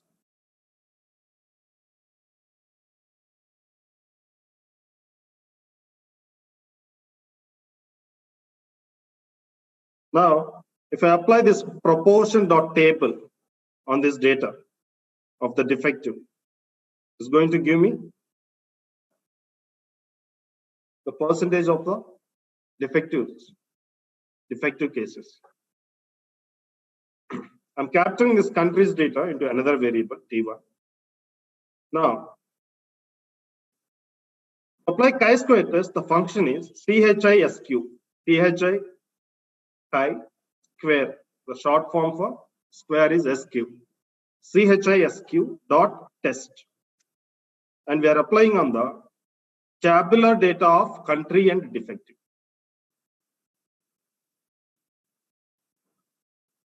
What is the p-value we have got?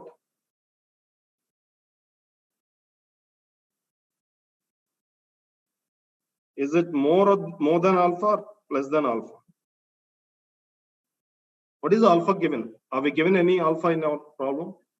5%, right? So P is more than alpha. P high, null fly. We accept the null hypothesis. What is the null hypothesis statement?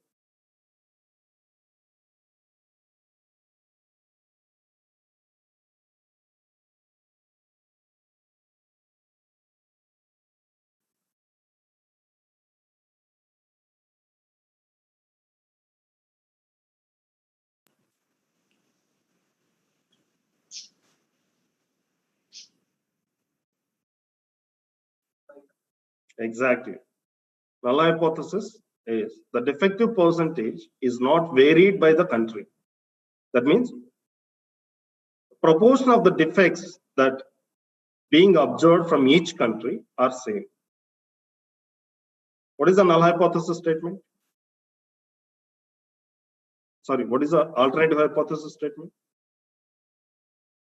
It varies by at least by one country, right? So P high, null fly. That means there is no much difference that we are seeing with respect to the defective percentage by country. Correct? So this is about hypothesis testing. The reason why we are not touch basing on other tests, basically, you hardly get a chance to implement these tests in your real time situation. Just to give you an introduction to what all parametric tests we have, what all non-parametric tests we have, we had gone through the name. But however, we are touch based upon two sample t-test, one way ANOVA test, chi-square test. Clear?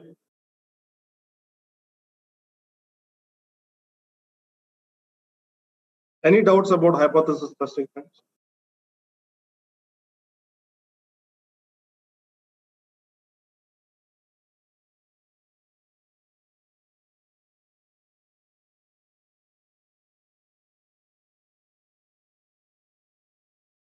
But even before moving forward onto machine learning, I'd like to touch base upon how the internal logics work, at least in one-way ANOVA and chi-square test.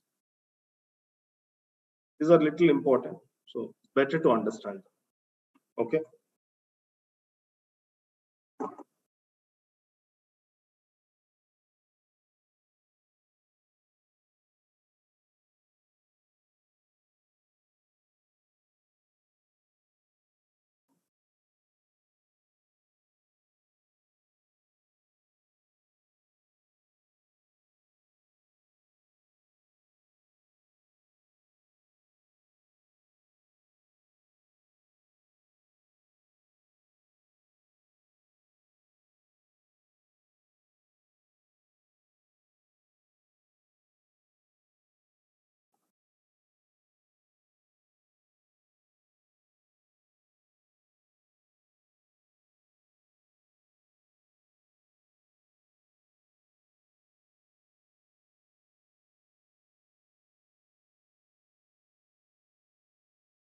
Let's go through this, then we'll discuss about this.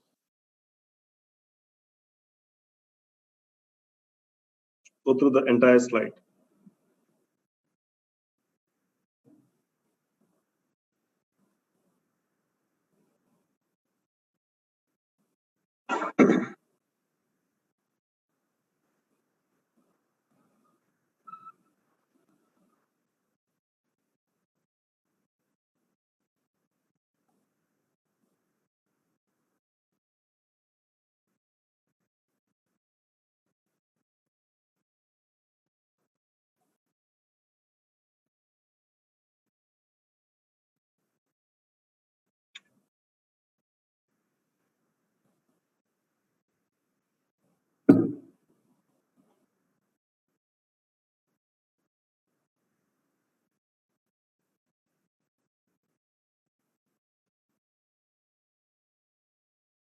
Let me know once you're done, guys.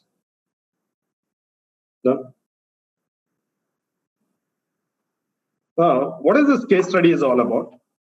It's about the diet programs of 3 different programs, right? Atkins, South Beach, GM. Now, a sample has been picked up of equal number of participants from each of the programs, right? And out of the samples, if you look at the average weight losses observed. So these are the average weight losses observed from each of the programs respectively. From Atkins, 4.5 kg, and South Beach, 7 kg, and GM, 5.3 kg. Now, if you would like to join one of these weight loss programs, which one do you prefer based on this data?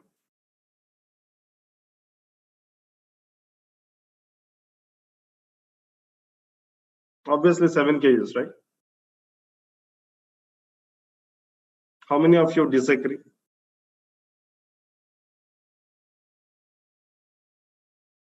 No, that's okay. And the subjective. Now, based on this data, if you would like to lose most of the weight, which program do you choose? South Beach? Are you sure? Because what is the measure that we are taking into consideration to take the decision?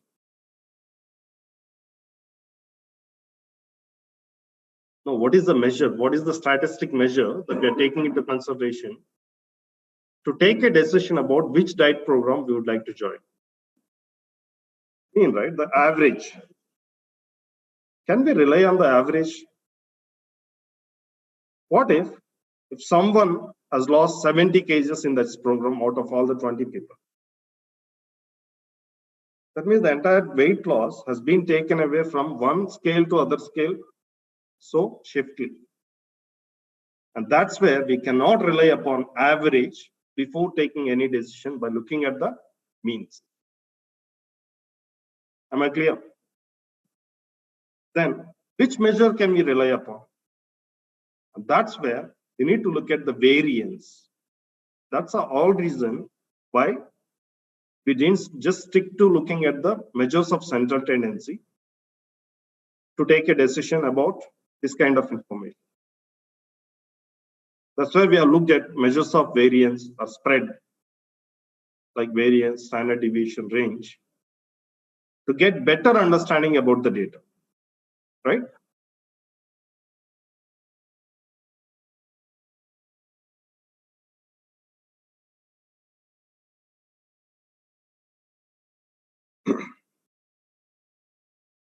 If this is the diet program A, and this is diet program B, let's say these are the diet centers who are offering these programs. Both these centers are offering all the 3 programs: South Beach, Atkins, GM.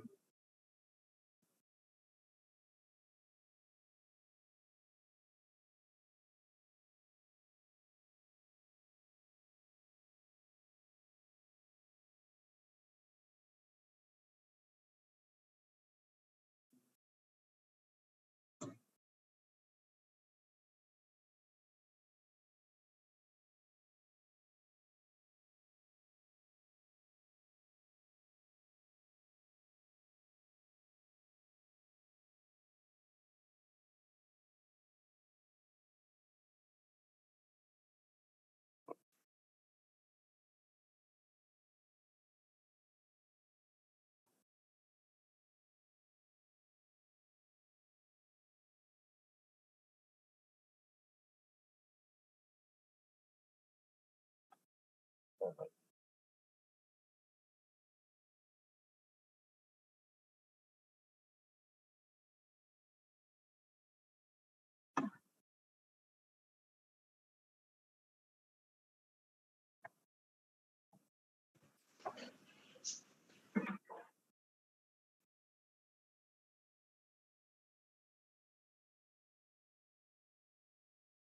Yes, anybody has got Lenovo charger? The flat one, not the round one. Like the issue.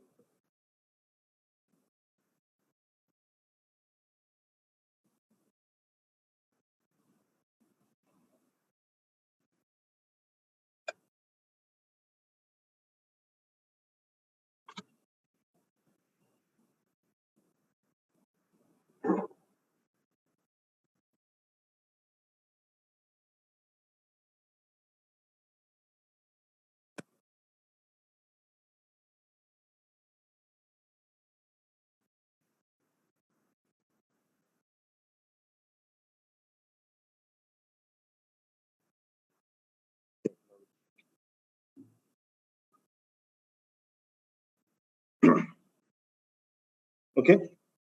So just assume these are the two diet centers, A and B, which are offering all these three programs. Now, in case of diet center A, the weight loss has been recorded of the participants who have undergone the South Beach program have been looking like this. And GM program, Atkins. And similarly, the same weight loss measures have been recorded from diet center B across three programs. They look like this. If you would like to join one of the diet programs, which diet center do you prefer to join?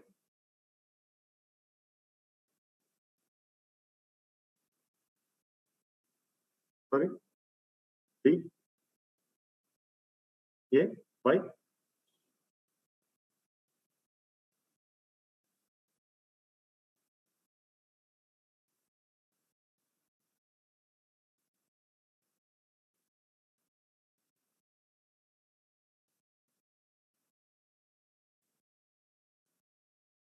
So why do you think it's A?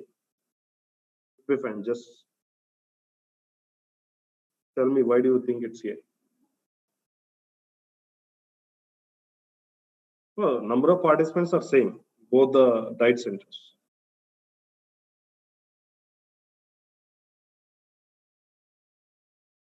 So choice should be A because of the reason that if you look at the consistency of the weight losses being observed of all the participants, the variance is very less. They're more consistent. The weight loss that you are observing through undergoing a program from diet center A is more consistent, right? But whereas in case of B, someone is losing a lot of weight and someone is losing very less weight. There is no consistency. There's too much of variance. And that's where your variance comes into play in terms of enabling you to get more information about the data, right? Not every individual in each program will respond identically to a diet program because everybody responds differently for any diet program they have undergone. Easier to identify variations across the program if the variations within the program is smaller. Means if the variation within each of these programs is small enough, then I can choose. It will be very easy for me to understand. Okay, if I decide to go for diet center A, which diet program I would like to choose based on my intention. If I'd like to lose too much of weight, then definitely which program do I prefer?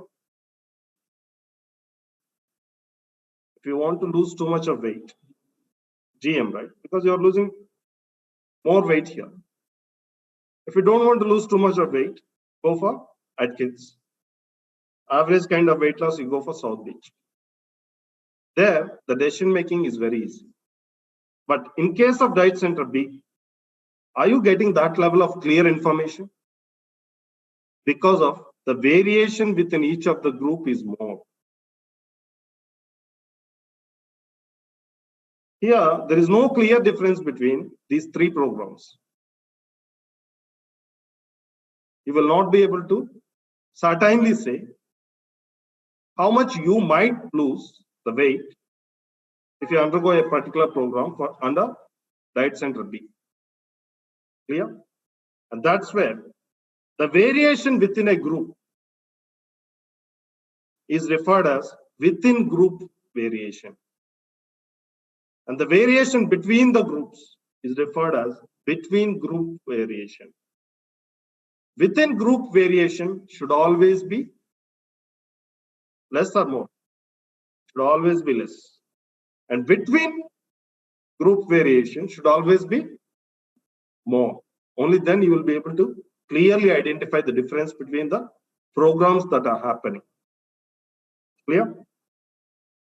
Since we are talking about the variances here, since we are analyzing the variances here, that is why this method is called ANOVA, analysis of variance. That's the short form for analysis of variance.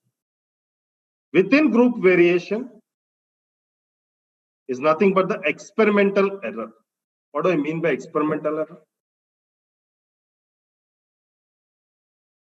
The participants who are undergoing that particular program would react differently. That within group variation tells what could be the difference of your average weight losses. What is the standard deviation of weight loss? Average means standard deviation of sample means.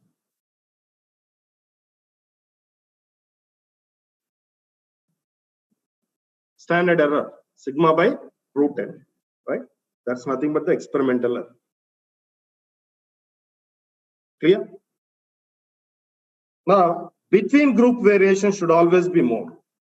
To get that clear difference, to let you choose the right program as per your expectation.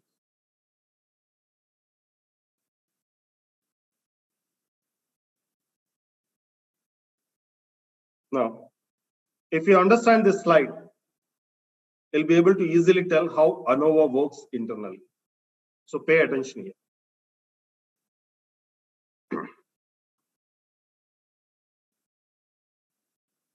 Is Xij.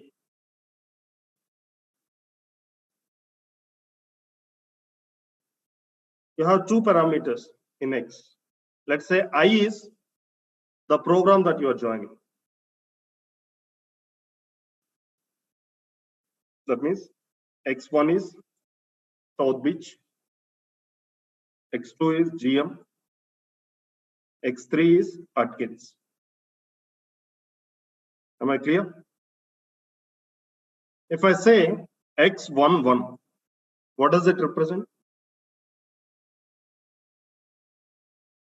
The first record or the first person's weight loss who has undergone this South Beach program. That's nothing but the representation of J. X11, X21, X31. Clear? Now, Xi bar is nothing but the sample mean, right? So how do you represent the mean of the first program? Nothing but X1 bar, X2 bar, X3 bar. That's nothing but Xi bar.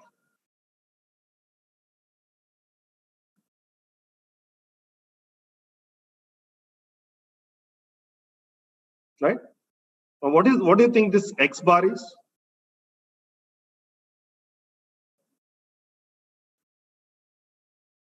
The mean of sample means, right? What will be the mean of sample means? No, central limit theorem. What will be the mean of sample means? Population. Population mean, right? So there's nothing but the grand average of your sample means, right? Now,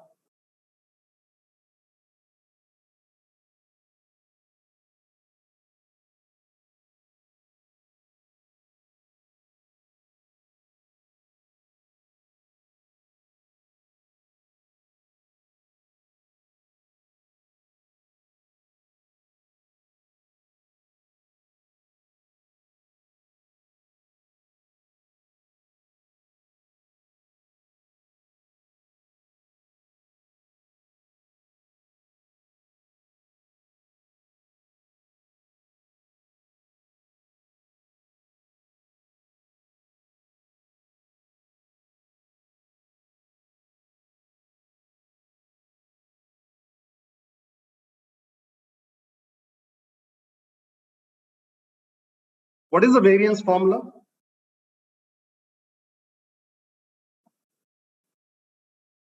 Variance. How do you represent the variance of, let's talk about the population variance. Sample variance. Let's talk about the sample variance. How do you represent the sample variance? Nothing but S square. S square equal to square. You'll have a square root in variance. Variance, not standard deviation. That's a summation of x minus x bar whole square divided by small n minus 1. In case of population, it is summation of x minus mu whole square divided by capital N, right? So what are we trying to understand in variance? We're trying to understand how far each data point is from its mean. That's nothing but the variance. So aren't we checking the same thing here? For each sample, all the records that are existing in a particular sample, x1, x2, x3 are the samples.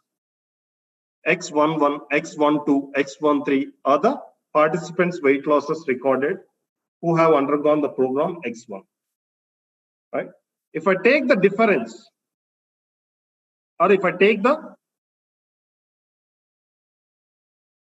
distance of xij from xi bar,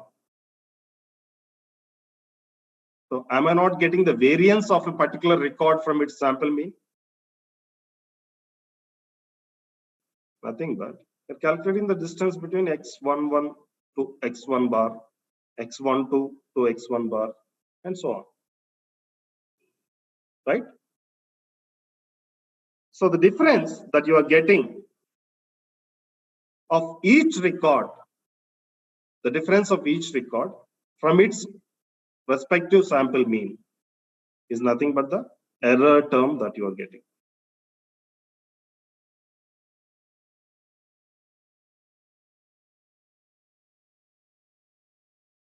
Now, as the individual records of a particular program are different from its sample mean, do you agree with this statement? The individual records, the individual weight losses cannot be always same as the average weight loss being recorded from that program, right? It will be definitely different, okay? It works same even for the random samples that you extract. Hence, even the sample means xi bar, nothing but x1 bar, x2 bar, x3 bar. Can they be same as population mean always? It will definitely be different, right? So x1 bar, the difference that x1 bar maintains from x bar and x2 bar that maintains from x bar, these are nothing but sample level variation. So in order to get the variation, you need to take the complete variation into consideration, right from the record of each of the program till the grand average. are calculate the variance between these three first, then calculate these three and add both those, you will get the complete variance. Nothing but if you take error, the difference that you get between each of the sample mean towards the population mean is nothing but is represented as small t I. Small t is nothing but treatment. So your total variance, nothing but TOT Ij, is nothing but your treatment plus error, right? So E plus T. That gives you the complete variance. Am I clear?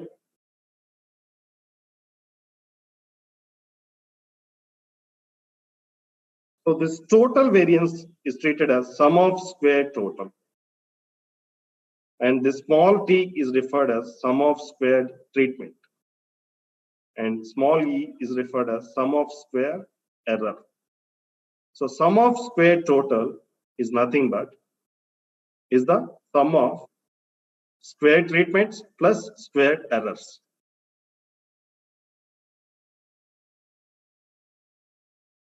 In order to get the complete variance, you are covering both these. You are adding both these, E plus T. Nothing, pretty straightforward, right?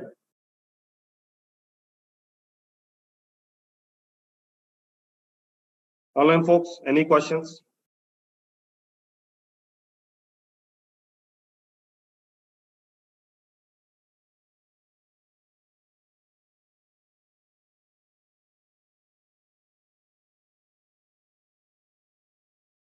Okay, fine.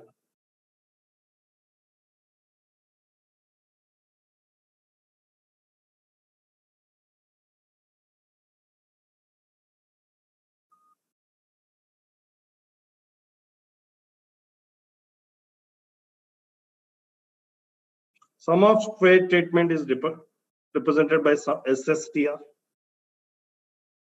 Then how do you calculate the mean of square treatments?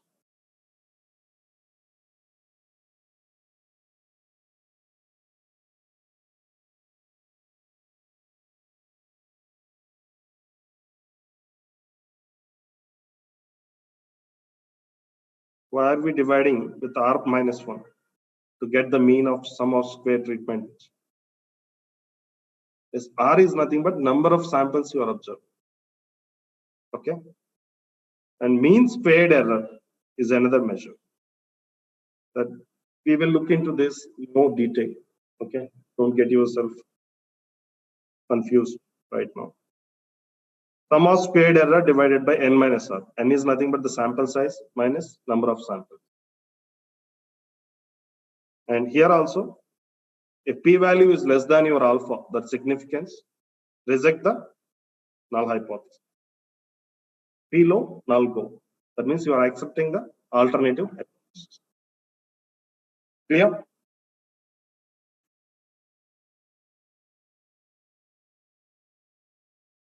And this p-value, PR of f, is what you are seeing when we calculate when we do the chi-square test. I think we already removed it. Yeah. Sorry.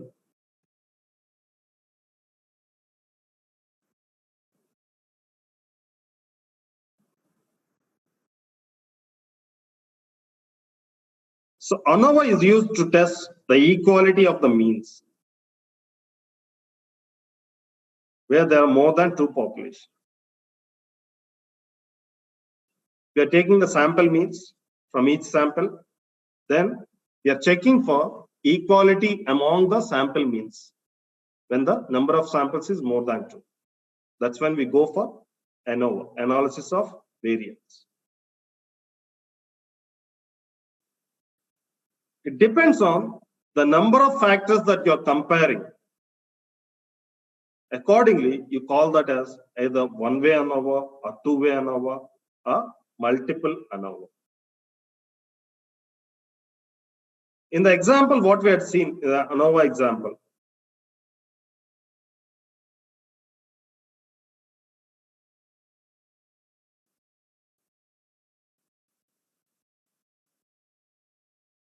What is that we were comparing here in this case study? The transaction time. We're comparing the transaction time. That is one single factor we are comparing across 3 samples. That is why that's called one-way ANOVA. If you take any other parameter for comparison purpose along with the transaction time, then it becomes two-way ANOVA. That means you are comparing 2 factors across 3 different samples. 3 or more than 3, right? If you take more number of factors for comparison purpose, then it is called as MANOVA, multiple analysis of variance.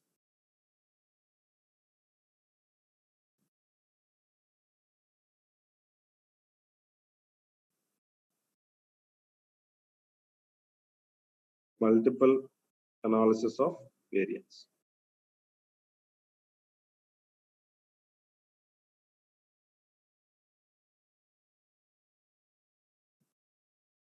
Clear?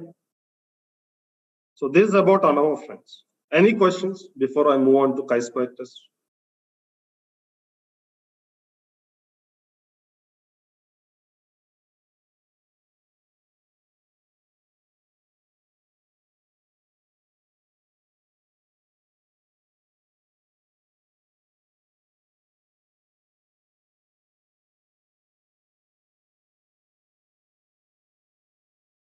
Okay, fine. This chi-square test is also referred as goodness of fit test. When we go to machine learning, we will be making use of this to check the accuracy of the model that you build for predicting a categorical data or a discrete data, right? This is also referred as goodness of fit test. But if you look at the formula, it's pretty straightforward. Chi is written like this. It's not X. It's like this. This is called as chi-square. There's a summation of observed values minus expected values whole square divided by expected value. What are observed values?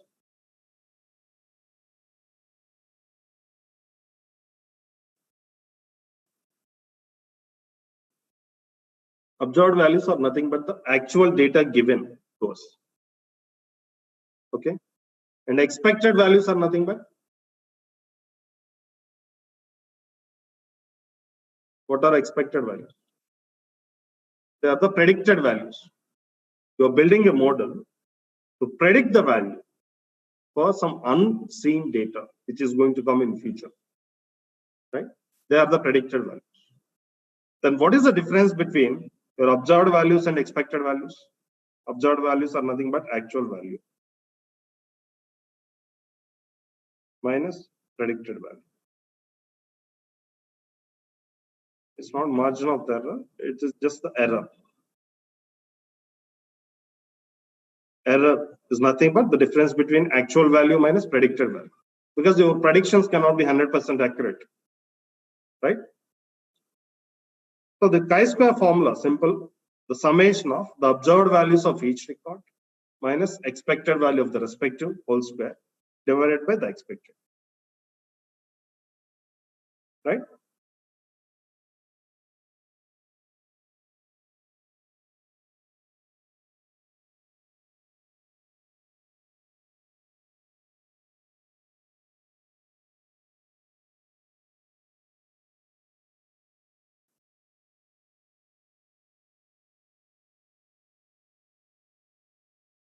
Just go through this case study, then you will understand very clearly how chi-square test works.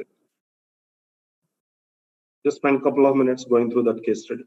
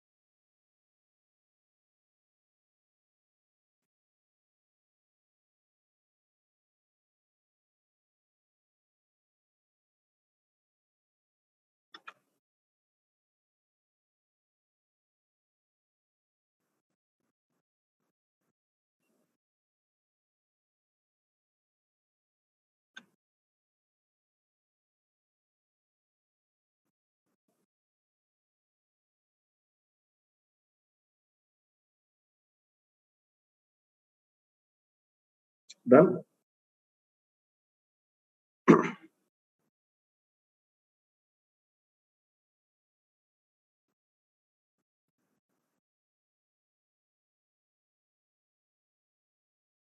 Guy, the health safety officer, would like to prove a case with the measures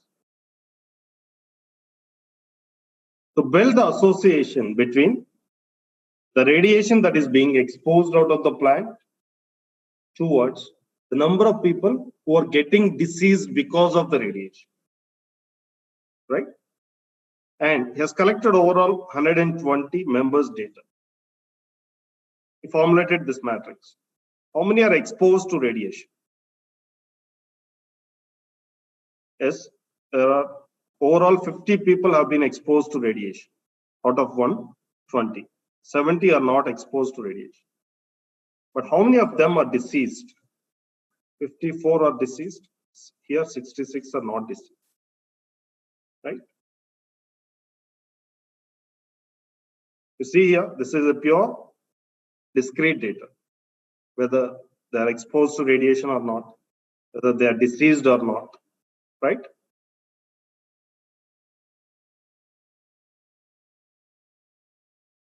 Sorry. No. Yeah. Now,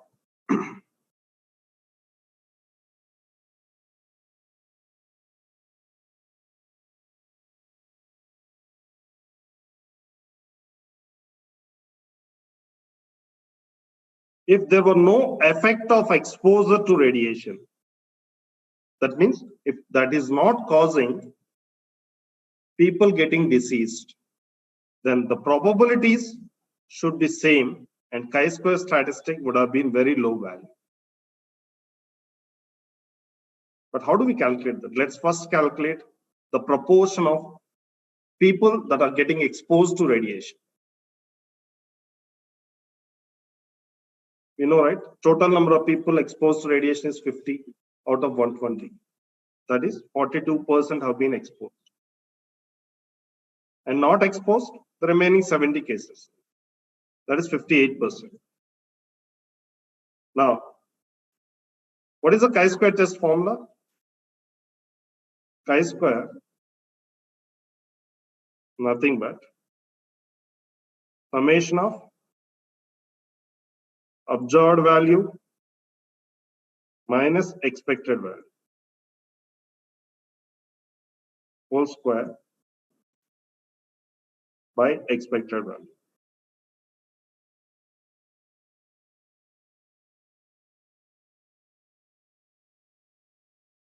The population with disease, 54. We already have it, the first column total, the 2 by 2 matrix. And population without disease, 66.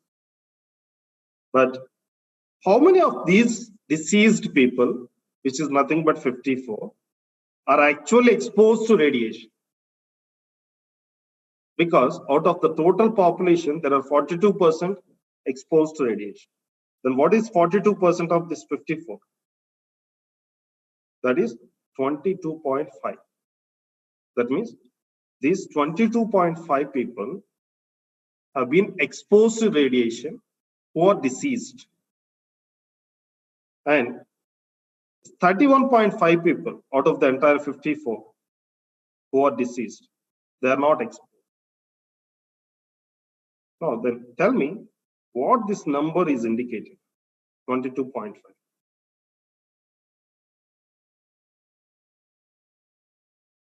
Is it not indicating a case of association between exposing to the radiation is causing them to disease? Right? That's the intention of that office. Right? Now, the population without disease, 66.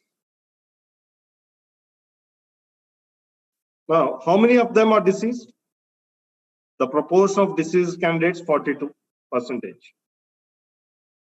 27.5 people, though they are not deceased, they are also getting exposed to radiation.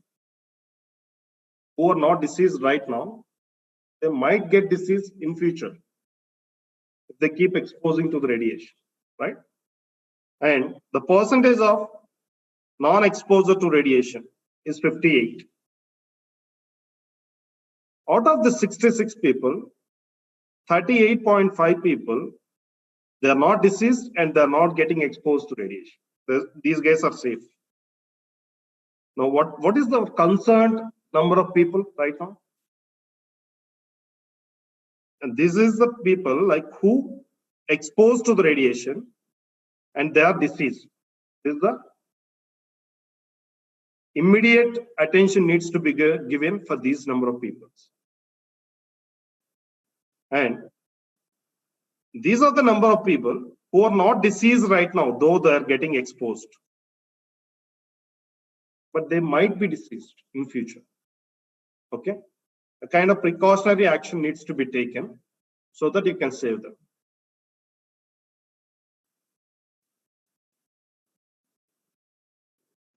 So that's what is calculated here, chi-square. Observed value minus expected value. What is observed value? The actual numbers given in our 2 by 2 matrix versus, and these are all expected values. These are all what we calculated. 22.5, 27.5, 31.5, 38.5. Right? Divided by the expected values. So is this value is low or high?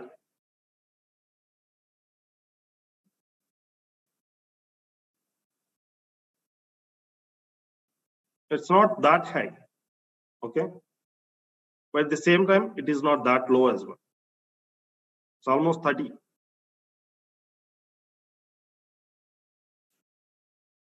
No, this is a standalone figure.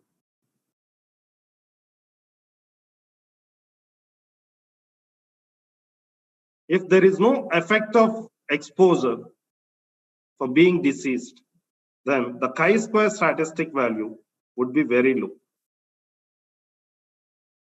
Clear? If it is around 1 or 2 or below 5, that means there's not much impact of radiation for people being deceased.